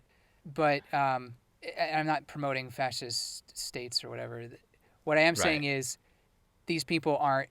They're not, persecuting a race and putting it into them. They're not Yeah. trying to expand their territory and create an Mm. empire per se. Um, Unless they are planning on doing that. I mean, ultimately, eventually, anyway, they're gonna run out of space on parody, and they're gonna want to expand. maybe in the far future, Right. but Yeah. right now I don't think that's the case. And through eventually opening up to the world, if the talks with Armin's group and everyone works out, Mm. then maybe they would end up changing their ways eventually, just like other empires have, for various reasons. Yeah. A couple of things I find interesting about this is it feels like Historia is still kind of the head piece of this, even though she's the monarch, and kind of like a figurehead rather than an actual political power. At least that's how it was before. Yeah. But it feels like now maybe she has a little more say in leading her country than she did previously. Right. I've also given that some thought. Basically, like what exactly is Historia's status as a monarch? Just how much power does she have? Mm-hmm. And comparing her to, well, I guess most of the European monarchies that existed back then and that mostly still exist today, they don't really have much power, but I know at least the British monarchy has does still work with the government in some capacity. Hmm. I didn't know that. I thought they were just there to look pretty and to be on tabloids. The government is the the queen's government. I think Good point. she kind of has to. I mean, she doesn't have the power to. I don't think make any actual political moves, and so I Mm-hmm. think I do think in a lot of these sorts of monarchies where the monarch is primarily a figurehead, I don't think they're usually supposed to have any political opinions, because the point of them is in a lot of the time for them to just be someone that the people can look up to and aspire to be like and to get inspired by. And so if you have too many opinions, then you're going to turn people off that are of the different opinion. Mm-hmm. So assuming Historia is in a situation like that, then she doesn't actually have very much power, but still being the monarch, I think still comes with some benefits, and I think with those benefits she has been able to keep Connie's mom and John's family safe, Right. and like Exactly. little things like that I'm sure she's still able to do. And I guess while we were on Historia, I feel like obviously we didn't get to kind of focus on her this chapter as I think both of us Mm-hmm. wanted. Well, it didn't go the way I was expecting. I definitely expected Mm, the birth of the baby to have a little more meaning and some sort of theme, and that she would get to say, you know, her thoughts on Aaron or yeah, the entire thing. And she kind of does at the end of that letter, kind of, but it's totally different. Sorry, keep yeah, going. no, absolutely. And well, we've already talked about all the uncertainty about exactly how much power does she have. Like that's one thing that I think, like, not knowing that makes it hard to decide what the future is going to be like for all these characters, because I think Mm, her level of influence is crucial, depending on how much it is. Like if she has a lot of power, then I think the future looks brighter than it would if Historia true. has very limited power. However, it also depends on whether she is a Jaegerist or not, because that's also Exactly. something that she could potentially be. Uh, because we actually don't have proof that she isn't. We know that she kept quiet about Aaron's plans, that he, told her. We know that through the flashbacks in chapter 130. Right. So if she is a Jaegerist, it makes sense for her to keep quiet about that. And she did also say in that chapter that she would do anything it takes to protect her island. Yeah. So with that in mind, it makes sense to assume that she would be a Jaegerist. However, I could also see her not being one, and mostly just well, and this is how I want to think of it. And obviously, it's not guaranteed, but I think it works. Is that Historia is her own person, kind of. She doesn't need to identify as a Jaegerist Right. just because she wants to defend her home. Totally. Completely. So that's kind of where I see her. So yeah, that Mm-hmm. doesn't make her totally moral, especially compared to the Alliance, which I think may be a little bit too unrealistically moral in some cases. Uh, but ultimately, I think she did want to defend her home and her people as their ruler, Of course. and I think especially with the duty that she has as their queen, I think she felt like she had to support the rumbling because, well, there weren't a whole lot of other ways. Yeah. I mean, obviously that's hard, and it goes into nuances and what exactly did Aaron tell her? Did he tell her the same thing that he told everyone else and just erased her memory like he said he could, or uh, did he tell her? But did we just not see those little details in that flashback because it was kind of a mixed flashback anyway? True. Um, my feelings on Historia are, I think this matches the character growth she went in way back, in the middle of the story where she became the queen. She had Mm. to accept that she was royalty, accept the fact that she had to lead her people, and I think it shows that she's taking this seriously and not just being a figurehead or just doing this because Erwin told me to. Right. Yeah. Yeah. I think because of that, her still wanting to protect her homeland, her people, shows that she has a strong conviction to her duties. And I think for me, what makes Historia a good character, and I think she keeps going on with that. Yeah. That she did an incredible job at adapting to her new role as the Yeah, queen. killed it. I have my kind of grievances with how her character went a little bit. I'll go into that in a sec. But one other thing I want to say is I don't think she's a Jaegerist. I think, like you said, she's kind of her own thing. But what she's doing is keeping the Jaegerists at bay. Because if she were to go full on, anti Jaegerist kind of mentality, there would be another uh, Uprising. overthrow of uprising Or yeah. Yeah. of the government, Hmm. and obviously that would put her people in a terrible position. So she has to kind of balance it. Let them, at least at this point, let them have their military and do what they can. But as long as she can keep them in check and make sure they're not potentially invading other countries or something, or doing terrible things, Yeah. then I think there's hope for Historia and her people to eventually find common ground with the rest of the world. Absolutely.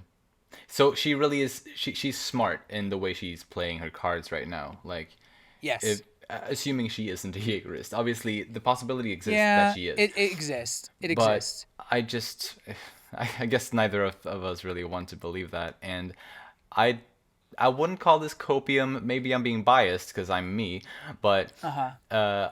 I don't think there is solid proof to support that she No, absolutely 100% is a I Jaegerist. agree. Just being willing to protect your country doesn't make you, at least in this instance, does not make you an automatic Jaegerist. Is It's how you go about it and how far you'll go, Mm, and kind of the armband or the symbol you wear, mm. that makes you a Jaegerist, in my opinion. Plus, her situation is unique. Like no one is in the Yeah. same shoes as she is, and I think also the fact that she is inviting, the alliance, the people that took down Eren Yeager to the island. I think that also says something. Exactly. And she realizes what Aaron said, it won't end until Eldia or the world disappears, but she understands that Aaron chose to leave the world in their hands. Hmm. So I don't think Historia sees it as black and white like Aaron had said earlier, at least according to her. It's To her there is a chance to have peace, but it's up to them. That's Hmm. At least that's how I took it. Yeah. So my grievances. Yeah. Yeah. Go. I do think Historia was a bit shafted Hmm. at the end here. I don't think any story is perfect except for Full Metal Alchemist Brotherhood. Sorry, I'm kidding. No, even that has its issues. So no story is perfect. Uh-huh. But with Historia, I stand by the fact that I believe she fulfilled her character growth, and she had her arc, and that was her role in the story previously, and it basically continued to be her role as the monarch and leader of Parody. Hmm. But the way he kind of set her off to the side as just being a baby mama, a pregnant woman, it did kind of feel wrong, and like her character was slighted from doing anything of great importance. I do think she wanted to have a baby. I don't think that was necessarily forced upon her, other than the fact that, well, let me step back a bit. Obviously she had to do it because of what the military was planning to do with Zeke, and continuing on with the Titan power. So if she had the baby, she was safe.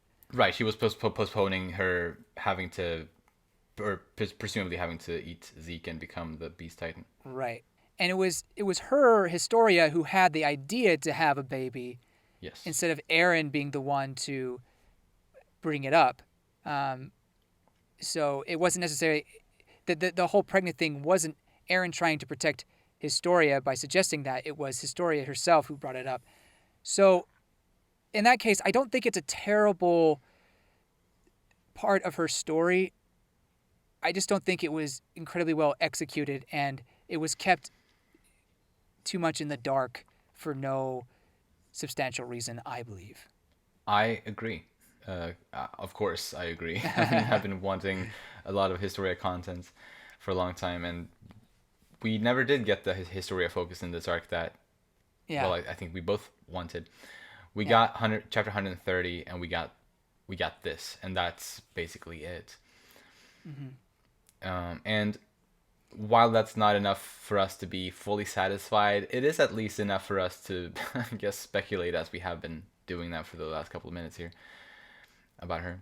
Right. I think that while it's not completely satisfying, or at least it doesn't fulfill all our desires for her conclusion, in the end, I do think it was fairly satisfying, or at least an acceptable end to her story. It's much better than her just holding a baby, and on her 3-year-old birthday. If that was the only panel, and they didn't have the letter, and they didn't have that moment of her waiting for the ship, Mm. it would have been really hard to swallow, I think, Yeah, it definitely would have personally. been much harder. I agree. I guess I'm thinking of possibilities that will never happen, because we have this chapter. Mm. It happened the way it did. So I guess we just got to accept it for what it is. Yeah, exactly. There isn't much else to do. But it was nice to see. Well, we see Hitch and Nicolo and the Blouse family in the crowds here, and Yeah. they are all not like. It's obvious that they're not in support of all of these shenanigans. Military state pride or whatever. Yeah, so that's one thing that like I guess that these characters are one of the lights at the end of the tunnel in a way. Mm-hmm. And which is also something that we talked about last time, which was something we wanted to see. We said that obviously it won't all be resolved because that wouldn't be realistic, but we wanted to see a light at the end of the tunnel, and we do see that partially through these people, also through, as we talked about earlier, how Historia invites the Alliance to the island. So there is a couple of these little positive notes. Yeah. We do also see Rico for the first time in Yeah. ages at the on the side there. She seems to be way like for the Jaegerists though. Yeah. Yeah, I don't know. Although I mean, she was never a big character, so I don't really give a damn Yeah, exactly. But it doesn't really matter. Like, I think some people could argue that she just it's just formalities, but at the same time, I could see someone arguing that she is gung ho on it. But does yeah, it matter? No, not really. it doesn't. I would have loved Rico to have more of a thing. But I think it's more so her design was just gorgeous because of Wit. Yeah, honestly, really, it was It was Wit. 100% through through the anime that she became popular. Yeah. Definitely. And another little light at the end of the tunnel, potentially, although it's hard to say exactly. But I can't remember if you were present when I said this on the You Heard Big Girls call earlier. But the thing that Keith Shottis said to the recruits back in when the rumbling was about to start and the Jaegerists were seizing control, he told them to wait, lay low, and kind of try to blend in with the Jaegerists until the opportune moment, then when they would be able to strike back and right. take the island back. Oh. We never saw that happen, so potentially those characters might still be waiting for that moment to come, for the right moment to strike back and to take the island back and bring it back to, not to say it was ever not a military state, because it always kind of was. So I'm not entirely sure what would change exactly, but maybe some sort of improvement at the very least, whatever that would be. Well, I think sometimes change comes from within an organization. And so if you can stop the Jaegerists from being as murder happy and potentially dangerous as they are, then I think, that's a good sign, a potential light at the end of the tunnel. Absolutely. So that's something that I'm definitely choosing to think will be a good thing that will happen in the future here. Yeah. So one more thing about this section. Actually, I have two more things. One is, if we win, we live. That whole line. Did Yes. Aaron tell that to other people before? Well, I mean, because before that was just an Aaron Mikasa knew Mikasa it. thing, right? Yeah, yeah. Well, it was their kind of mantra. It originated with him. Well, obviously, but it was important. It was important to her backstory, and she's said it Yes. before as well. Yeah. So, how does everyone know to say this, other than maybe it's not too hard to come up with it. I don't know. I mean, it definitely comes from Aaron, and it is, and it's probably also known that it comes from Aaron, and that's the reason they say it, because he's kind of their martyr. Yeah. So I get maybe he told the Jaegerist his mantra before. Probably, yeah. I would probably believe that. Okay.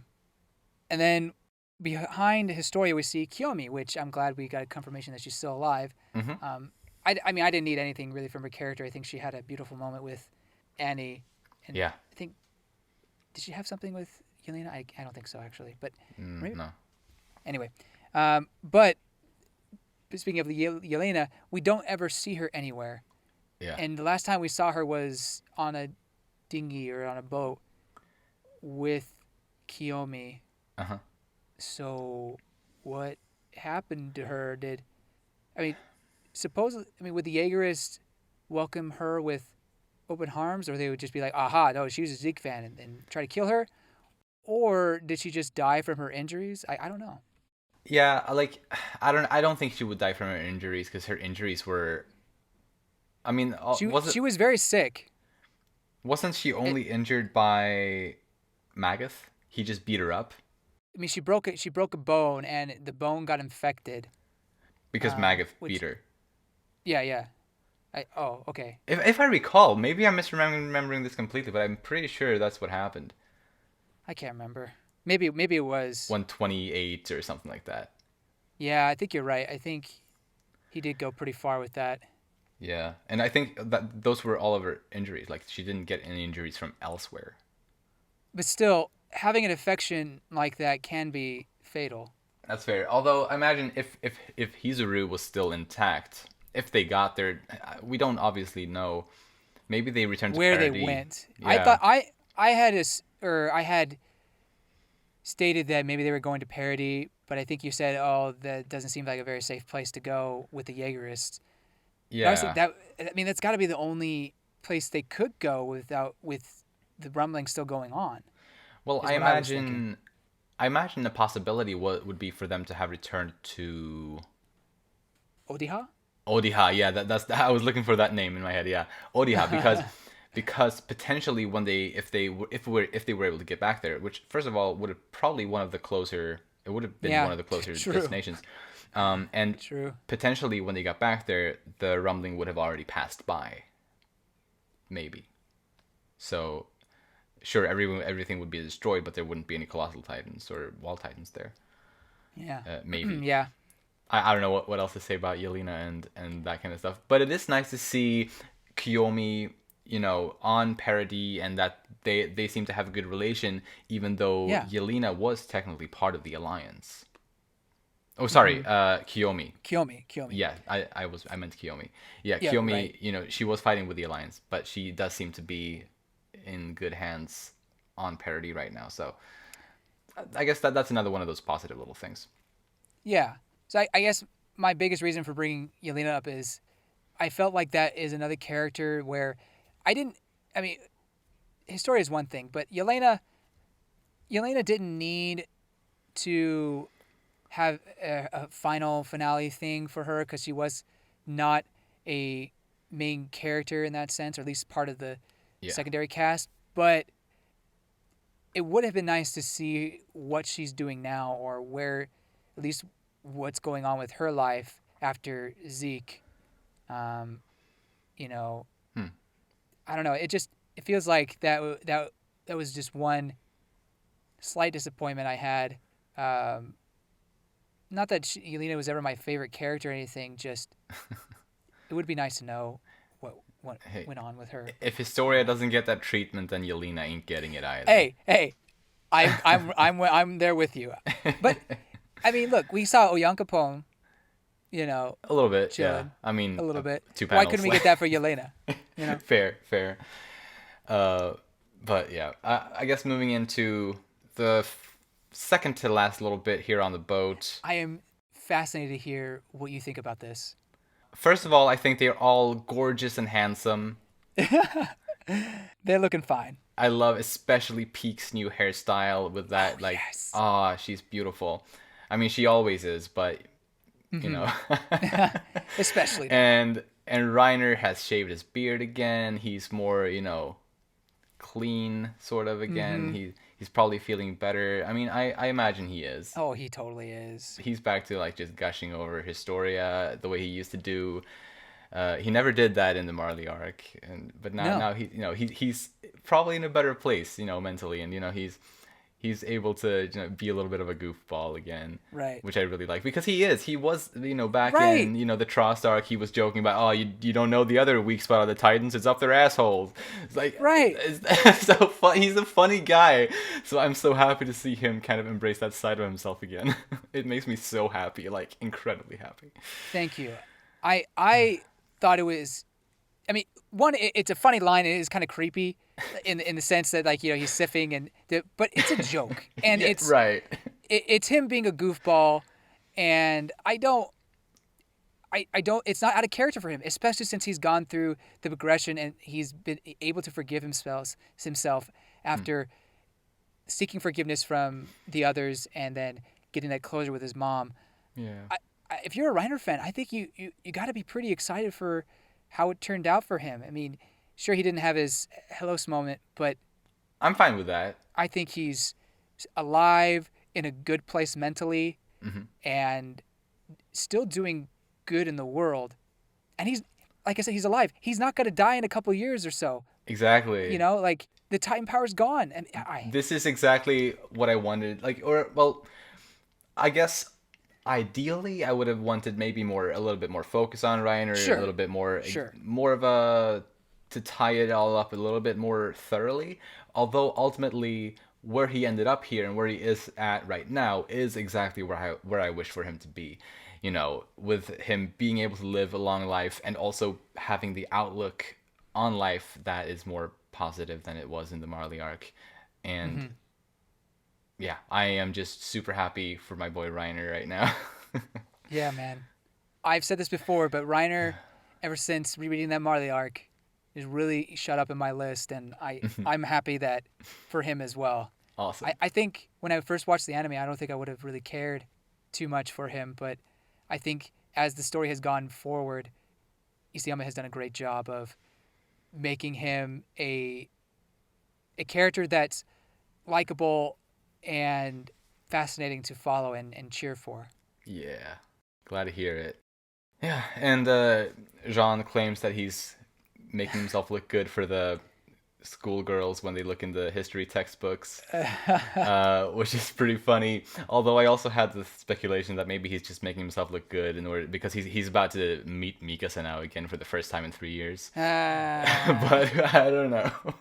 Come on. He definitely. I'm not saying it's mutual, but he definitely has a thing for her. Yeah, true. 100%. You know. Yeah, although it's been 3 years. Maybe separation makes longing. What's the word? The phrase. Distance makes the heart grow fonder. Yeah, something like that. Something like that. So maybe that's there as well. Personally, I think Jean has always been kind of funny about his appearance. I mean, Sasha made fun of it in the Marley arc with his beard thing going on. True. And in other instances, but he could be trying to impress himself and Mikasa. But why do that when you have Peak right there? I mean, come on. And Peak's the one who points it out, so maybe she's a little something about it. Dude, I had the same thought as well. Just like especially since we've been talking about that ship. Right. But also you said like maybe he doesn't have those feelings since it's been such a long time, which I think is a perfectly fine argument. In fact, I used to think Reiner was over Historia after the 4-year time skip. But now it's been 7 years since he saw Historia, and he is supposedly still gushing over her. So True. Yeah. True. So I guess you're saying the Jean Mikasa ship is still alive. Dang it! Well, at least from Jean's point of view, potentially. No, I'm happy for Jean that he's still alive and he has a future, and I'm sure he'll find someone, whether it's Mikasa, Peak, or something. I'm rooting for Peak though, and I hope she wants that as well. Right, yeah. I mean, I think it could be read that way, so I think it's fair. But yeah, it's nice to see all these characters after the 3-year time skip. We see, as you mentioned, with Onyankopon and Falco, Gabby, and Levi. I think that's a super sweet little thing to see, especially like to see those 4, because they're kind of a unlikely quartet. They really are. But it looks natural. You know, I imagine they got to know each other well in the past couple years, and yeah, it's very sweet. Yeah. Looking out for each other. You know, I was wondering why Levi would be there, but again, he's become a traitor to the Jaegerists, so I guess he can't go back. So he's kind of just stuck here, living out his retirement life, I guess. Right. And he deserves it. Oh, yeah. I mean, this guy's been the MVP how many times? Like, good night. Oh boy. Yeah, dude, I don't know. But it's nice to also see um, Gabby and Falco are now 15 years old, which is the age that Eren and Mikasa were for a majority of the story. Ah, So they're at that age. sweet. Good luck, Falco. I think you're gonna need it. I think their ship is gonna float. I think it'll be fine. It's gonna take some work. We might have Right. a love is war kind of situation going on. I would read that manga. uh, but yeah, it's really nice to see these characters here like this, and Armin's little final moment with like the Forrest Gump feather. Yeah, it's nice imagery. Yeah. So, anything about? Do you have anything about Annie and Armin? Like, they did. They didn't really have a sweet, tender moment that No. kind of solidifies their ship that seemed to be hinted at in the last, well, in the kind of the middle of this arc. Right. I'm not surprised that there wasn't anything on it because Mm-hmm. I wouldn't necessarily have expected Isayama to really show too much of that because it's Right. just not his style, I guess. No. Yeah. Mm-hmm. But I do still think that, like, first of all, I would say it's still absolutely possible that they could get together in the future. Oh, However, I totally. might even go so far as to say that it's even a possibility that they are a couple right now, Yeah. and we just don't know it. It's It possible. The way it's Annie is possible. looking at Armin on the boat there, I don't know. Mm-hmm. Like, I mean, it, she's got bad. She's got bad. But I think she is soon today that she can't be the one to say that she likes him. And Armin right now is pretty focused on saving, if lack of a better word, the world yeah. through diplomacy and probably a chicken in his own right. He can't even ask her. In these 3 years, I bet he hasn't asked her on a single date. I wonder. I wonder. But he's looking so good though. Armin looks like this is the best Armin has ever looked in my opinion. Yeah, I agree. And I think that hairstyle looks a lot like Isayama's own hairstyle. Oh, yeah, I can see it. Although I don't know, it's funny though. And yeah, they all look so great. Like I'm happy. they've all probably never looked better than they do in this scene on the boat here. Hmm. Beautiful, beautiful people. I'm so glad Peak is here. Gosh dang it. I love Peak. Yes, yes, me too. Even it's even nice to see Connie. I don't really care too much about him, but it's just nice. It's Right. nice to see him there too. I'll be honest. Connie was one of the characters I thought would pass away. I think have I said this yet? But I thought he was one of the characters I thought would die Yeah, when we were getting into the story. Like I had, I said Magath was gonna die, Houndji was gonna die, and then I said Connie would be the yeah, next one after that. uh-huh, Never happened, obviously.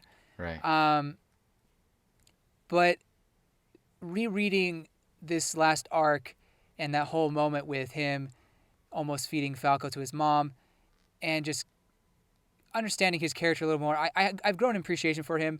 Still not my favorite, But he's fine. but He's good. yeah, he's fine. He's good. I'm okay with him being here. Yeah. Are you ready to move on to the final scene? No, no, no, uh, no. well, I'd like to shed a little bit of light on Mikasa's new hairstyle, which I think is super cute. Oh, it's so cute. Mikasa. But she still dresses like an old woman, though. Yeah, yeah. As always. I guess that's just her style. I mean, to be fair, this is an older generation, older timeline, so maybe that's just I mean, kind of in true. style. I feel like most other characters don't dress as old-fashioned as Mikasa does, though. Although maybe I'm wrong there. Anyway, I it's don't not know. important. It's not important. Uh, but yeah, it's the 3-year anniversary of Eren's death, so she's visiting his Mm, grave. That's how I like to view this. I don't want to view this as her visiting his grave every single day, being that obsessed. I don't want to view it that way. I don't think it is. Yeah, I don't think so either. I think maybe some people might see it that way, but I do like to think that she has, especially since the previous chapter was so much about her learning to kind of let go. Not to stop loving him, but to let go of her Hmm. obsession. I do think that she doesn't obsess over him as much as she used to, but of course it makes sense for her to visit him on the 3-year anniversary of his death. Right.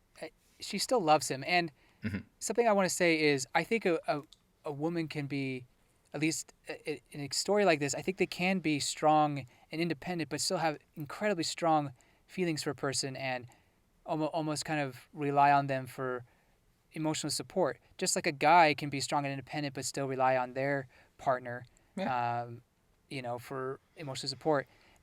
for sure. And I guess for some people, for a lot of people in the West, I think they have an issue with Mikasa's obsession. I don't think so much in Japan that's the case. I think they find that kind of charming about her. Not, I mean, obviously that is one of her things that she grew in, and her ability to, you know, let go. But at the end of the day, I think her great desire to want to be with Aaron is more so a strong love than it is obsession, in my opinion. I mean, I think yeah, I think she learned. I mean, it used to be obsession. I think absolutely, but I think she learned to turn that obsession into just well love. I guess yeah. Well, I mean, it was always love, but I think she was able to let go of the obsession. I don't know. I don't see it as crazy obsession. I mean, I do.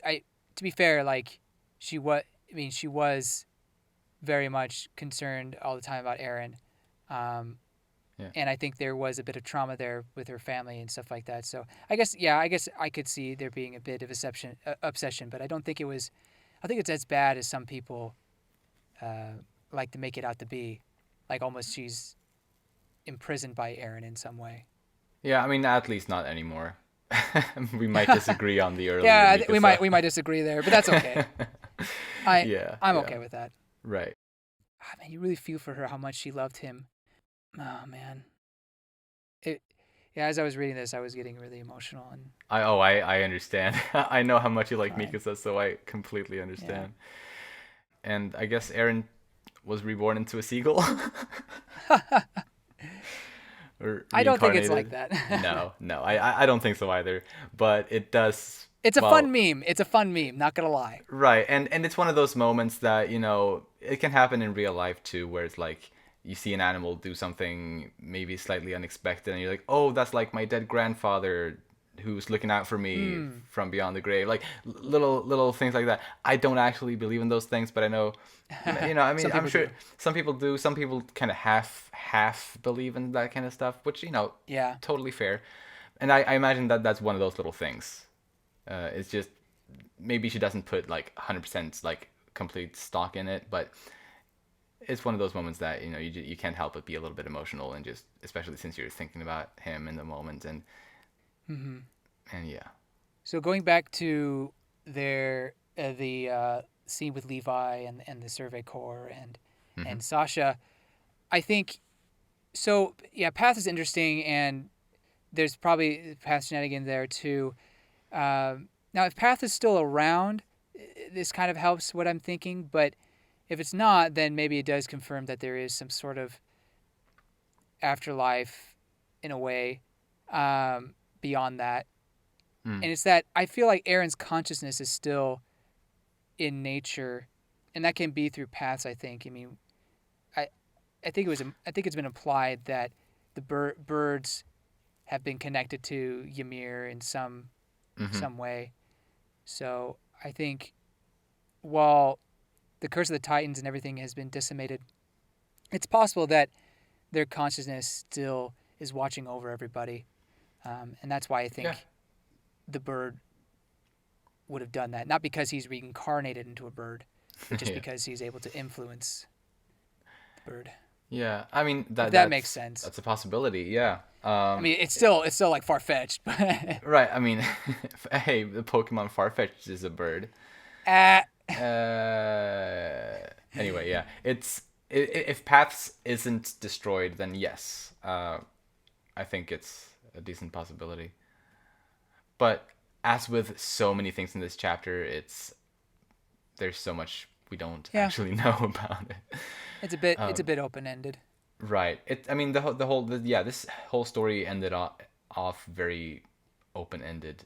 Well, I feel like it concluded actually. I think there was a strong conclusion in a lot of aspects, and at least in big story points for me. Aaron's opinion, the rumbling ended, the Titan powers are gone. Mikasa and Aaron had their thing, Well, Mikasa, Aaron, and Armin had their closure, and That's true. we saw what's happened with the world. So I feel like there is very much closure, but there are still moments that are left open and maybe for interpretation. Oh, I think absolutely. Like the world, the state of the world, I think is very, debatable as to how things are going to move forward from here, True. which I think is a big thing. But it is, the story as a whole is Eren, Mikasa's, and Armin's story, and Exactly. their characters did get good endings. I think so, all things considered. Yeah, tragic, but good. I Yeah. mean, What's the message that this story is trying to tell? Do you think? oh, that's a Asking, good question. asking the big questions now. Yeah, I didn't even think about that. What is? I think there's just so many messages in this story. I still think that freedom is an important one, but I think it's also that we are born free in some aspects. Now, there are things that we could become slaves to, or even if our situations does restrict us. But I think that we are born to this world and we are free is something that is implied by Aaron himself. Hmm. I think it's also a lot to do with like making mistakes is something that anyone can do in a way. Like Hmm. Levi back in the female Titan arc, he had that whole no regrets speech to Eren, True. which I think Eren took to heart. Very much so. And I think it can also be applied to this chapter in a sense because Eren did what he thought was the right decision. Hmm. It arguably it wasn't. We don't know. Like he changed the world into something else, not Yeah. necessarily something better. Hmm. Maybe, although probably not. I mean, I don't know. He killed so many people, as we all Yeah. know now. And it's like it's hard to it's hard to to support Aaron's actions there, but he did anyway. Like he followed his choice, and I think that basically goes along the same lines of no regrets, kind of do what you think is right, because Hmm. you can't know unless you do it. Until you do it, you can't know if it is the right move or not. So just do it, kind of. So he really took that to heart. Yeah. And another thing I take away is that kind of going along with that, I do think coming together as one is possible. It's not Yes. easy, Yes. um, and it's not going to happen overnight. But I think based on what Aaron was trying to do and what Armin is doing, we see that peace can be at least possible in some aspects if we're trying. But I also don't think it's saying that war will cease to exist. It's almost impossible for that to happen, just the way humans are. Mm. And I think the beginning of the story was even talking about that at one point. Right. I mean, the whole story I think has been sort of addressing that in different ways. Yeah, but at the same time, I think it's still plausible to strive for that peace and that kind of camaraderie in humanity. Hmm. Yeah, I think one of the biggest themes, especially considering this final chapter, I think is for people to learn to understand other people that are different from themselves. Yeah. And it shows the difficulties in that, but it also does show that it is possible and that it is the right thing to do. Hmm. I think the really most controversial thing about the story, though, is that Eren killed 4/5 of the population on Earth, and that maybe brought the world closer to a resolution, indicating that his actions did something good. And I don't think that should be a takeaway from this story. I don't know. Mm. It's really complicated. I mean, I'm never gonna promote genocide in any sort of faction. Mm. I didn't like Zeke's plan. I didn't like Aaron's plan. So I don't know. Yeah, I don't. Yeah, I don't want to say that either. That the ends justify the means. In that instance, I think it's just complicated. It's kind of hard to take a moral of the story from that. Mm. But I like to call this a tragic love story. I know that romance has not been a strong part in the whole thing, but I think that what captured me to the story, besides the whole Titan concept and them, you know, fighting humanity fighting against these monsters, was Mikasa and her love for Eren. That obviously she didn't acknowledge per se, but I think how they both affected each other was very important to me as I went through the story. And so to see that kind of resolved and touched on, while as a huge Mikasa Eren shipper, I would have loved to see them have that happy ending that she was kind of gifted in 138, but with how the story was going, I knew it was impossible. And so I'm very much okay with this bittersweet ending, because I know at the end of the day they still loved each other, and Mikasa still loves him. Yeah. And I just think that is tragically beautiful. And so I could say something cheesy like, you know, love surpasses even death, or, you know, love is complicated. But I don't know if there really is a moral to this love story per se. I just think it's an example of a tragic love story. Yeah, I mean that is part of it. I'd say it's not the main part of the story, but I absolutely think it is part of it. Yeah, I mean, it's not, yeah, the main, like, I don't think there is one main thing, especially like we were talking about how there was understanding between people and, you know, war and peace and whatnot. But really, before the Marley arc, that wasn't too much of a theme. It was more so of kind of banding together in order to stop humanity's destruction. Right. It was still a military story though, even before that. Even though it wasn't like war as we tend to think of it as. But you're right. It was definitely different. But there It was no but there's no understanding other than Yes. maybe understanding your comrades. I mean, I would kind of argue that it was really only kind of the first two arcs, like the Trost and the Female Titans arcs, that where the story was just kind of that black and white. True. As soon as the Clash of the Titans arc came around and we learned Bertolt and Reiner, they were traitors. And well, I mean, I guess even the Female Titan arc with Annie betraying them, but especially when Reiner and Bertolt were revealed, it it started becoming much more questionable. Like, who are we fighting? Right. I agree with that. And then in the Uprising arc, it became even more about that, like very politically complex and with like a civil war almost. I just don't think some of the themes that we brought up, that even I brought up, were necessarily found even in the Uprising arc and stuff like that, personally. But what I was trying to say was that there are a lot of important parts and morals to be taken from this kind of a story. And I wasn't trying to say that this is only a tragic love story. I just think that is, to me, a big part of it.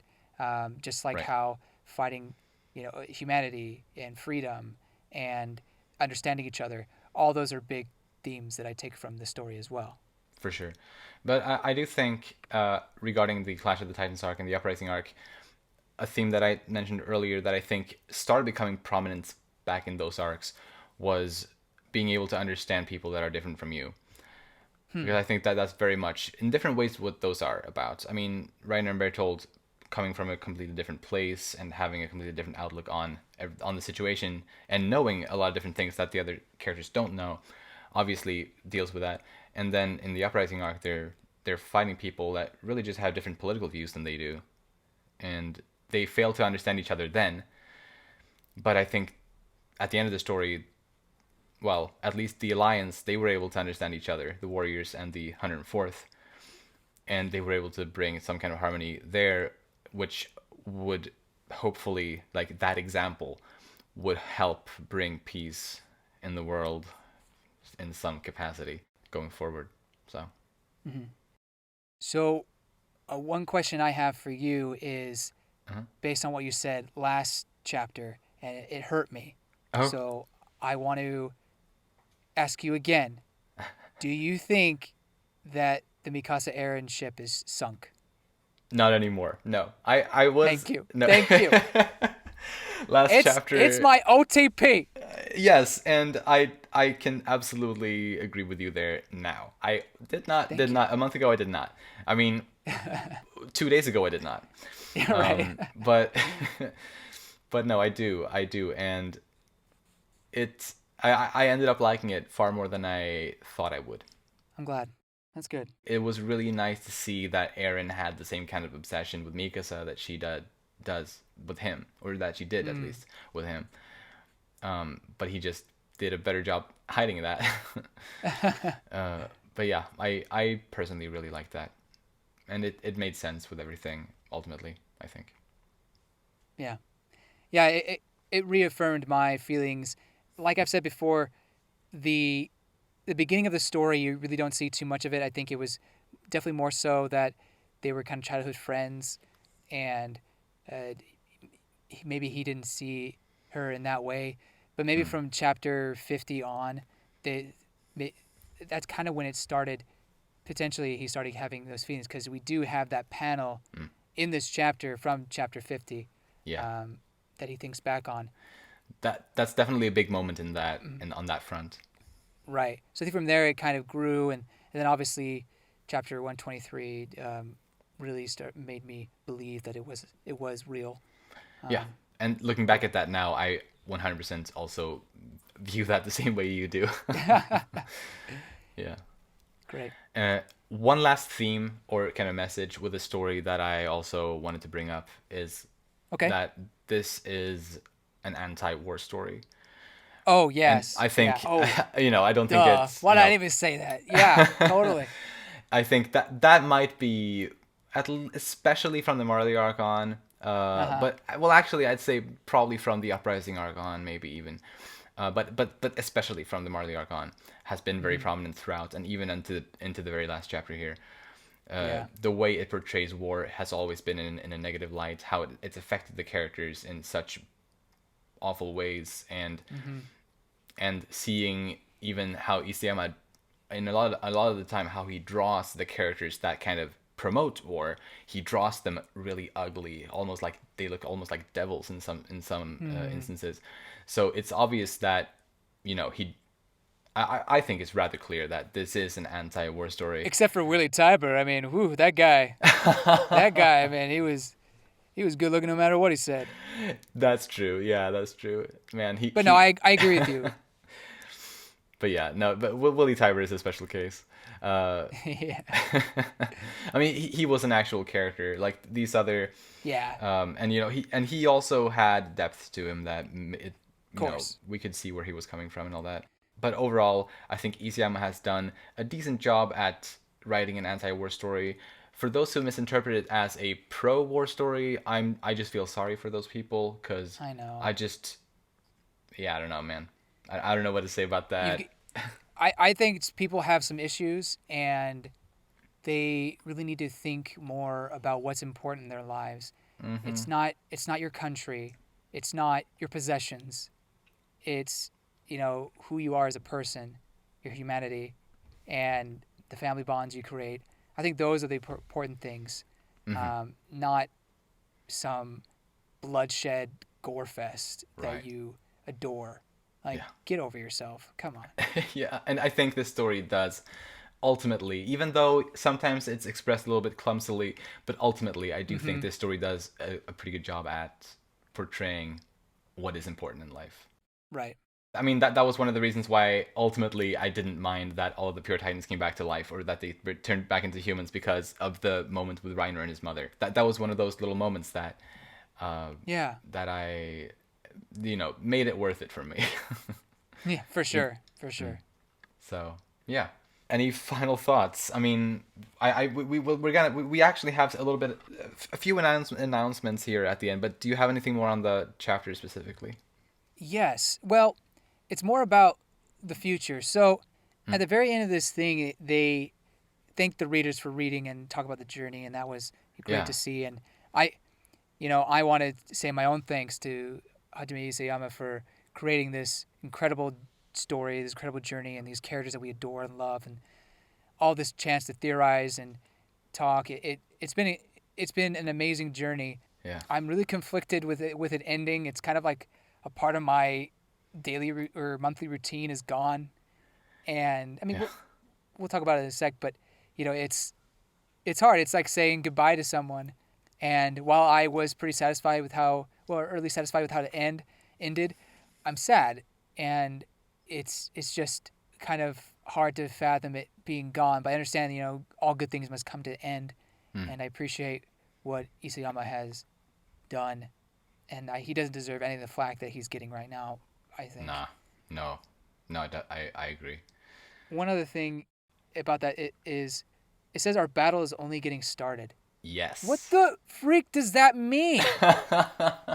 What? Yeah.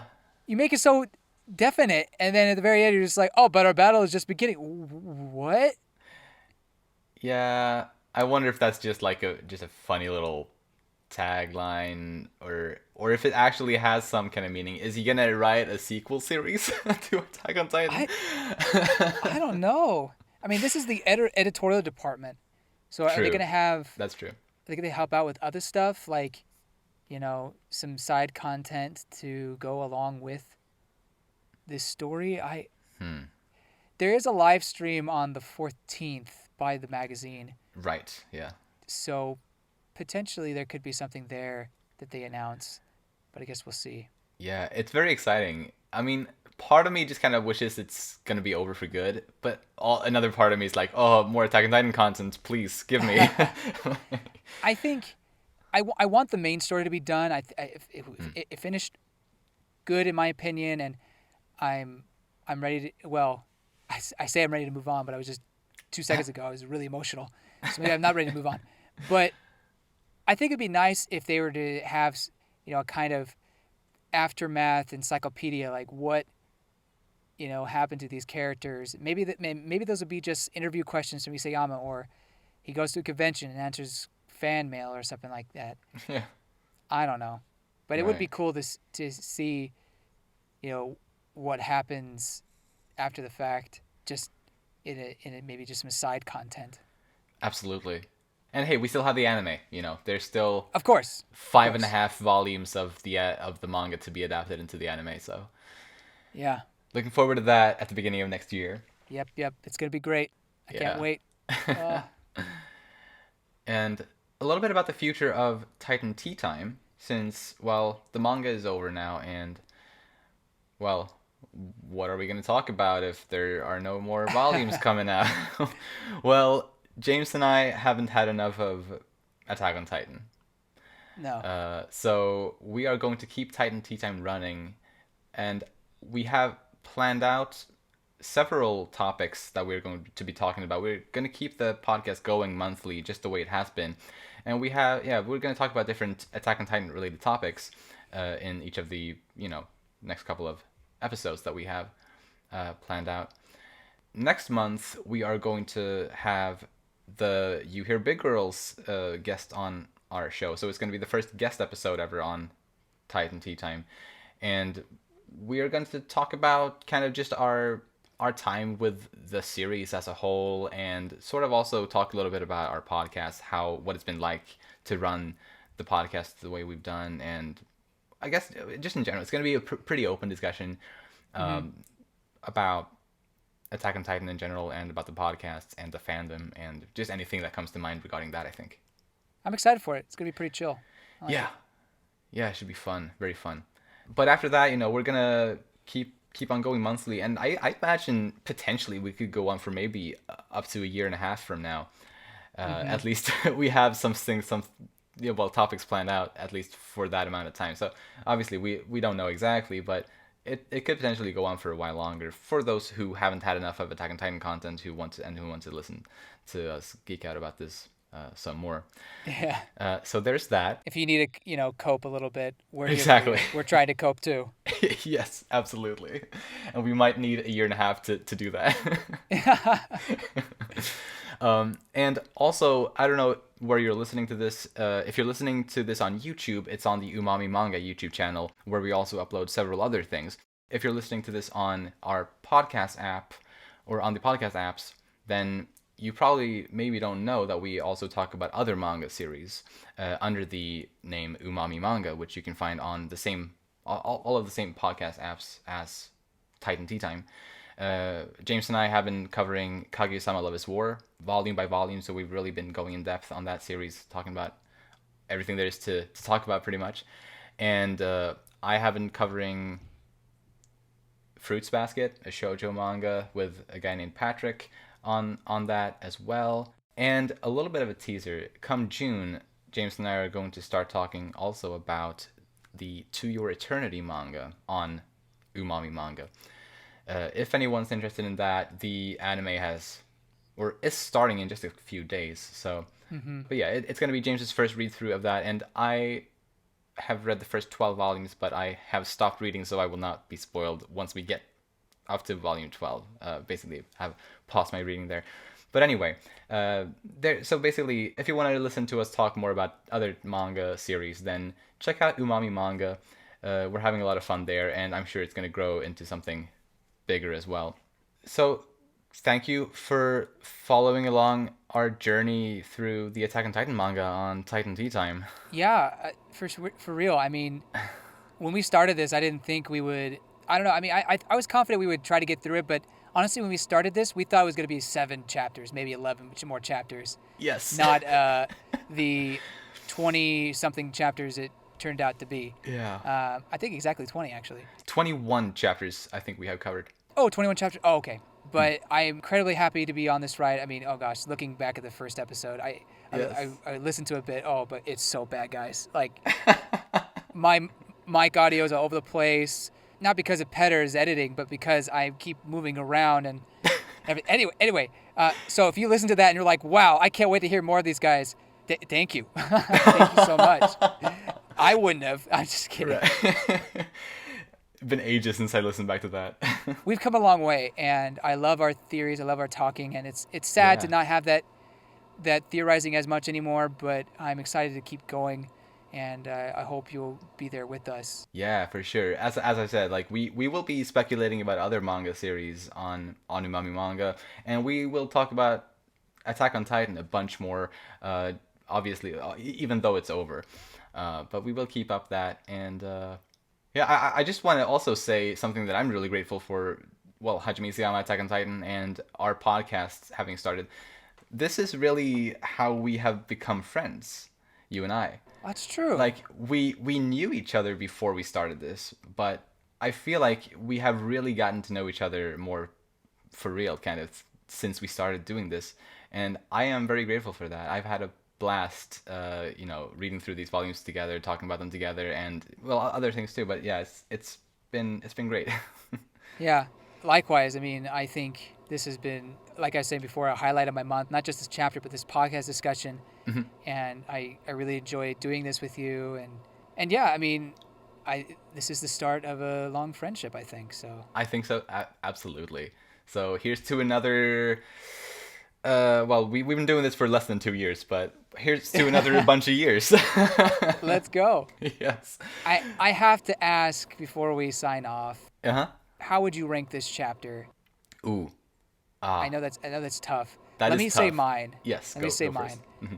I'm in between a 7 and an 8 mm-hmm. because while I put the past 2 chapters at 10 out of 10, which I still think they are, I think this chapter revealed a lot, but also was a little clumsy with some of its wording, and it didn't.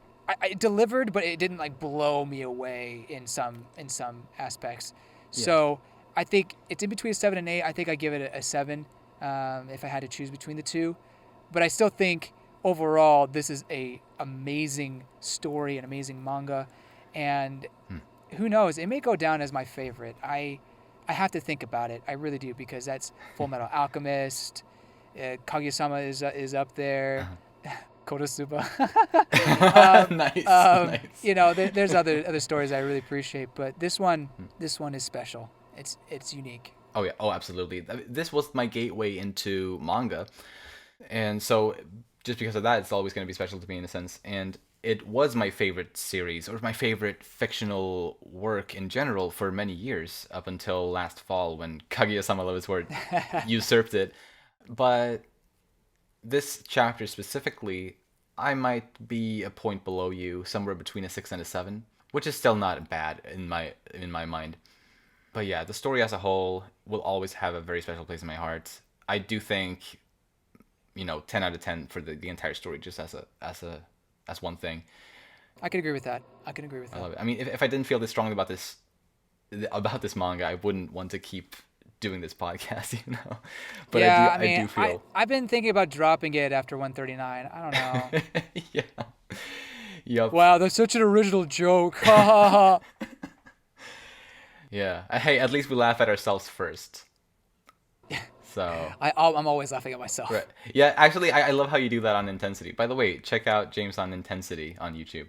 But he has, you have this funny way about, you make statements and then you come in with a silly voice and you kind of make fun of yourself. I think that's always funny. Good. I'm glad. Anyway, that's it for all of our chapter discussions on Titan Teatime. If you enjoy our content, you can follow us on Twitter at Umami Manga. If you like this episode, please share it around with anyone that you think might also enjoy it. Thank you so much for listening to us geek out about yet another chapter of Attack on Titan. The last one. And we'll see you all next time when we'll talk about, we'll talk with the big girls. See you then. Bye-bye. See you later.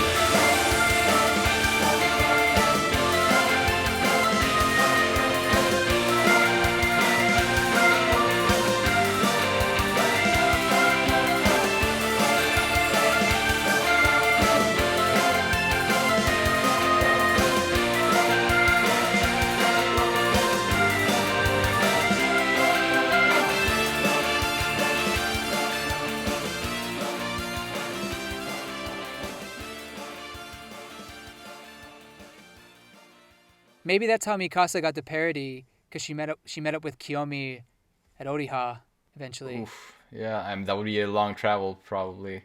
Well, I mean, she has to walk to all. She has to walk anyway. She has to walk through a whole continent. Yeah. But I mean, it's pretty ridiculous. But hey, yeah. don't think too much about it. No, I will not.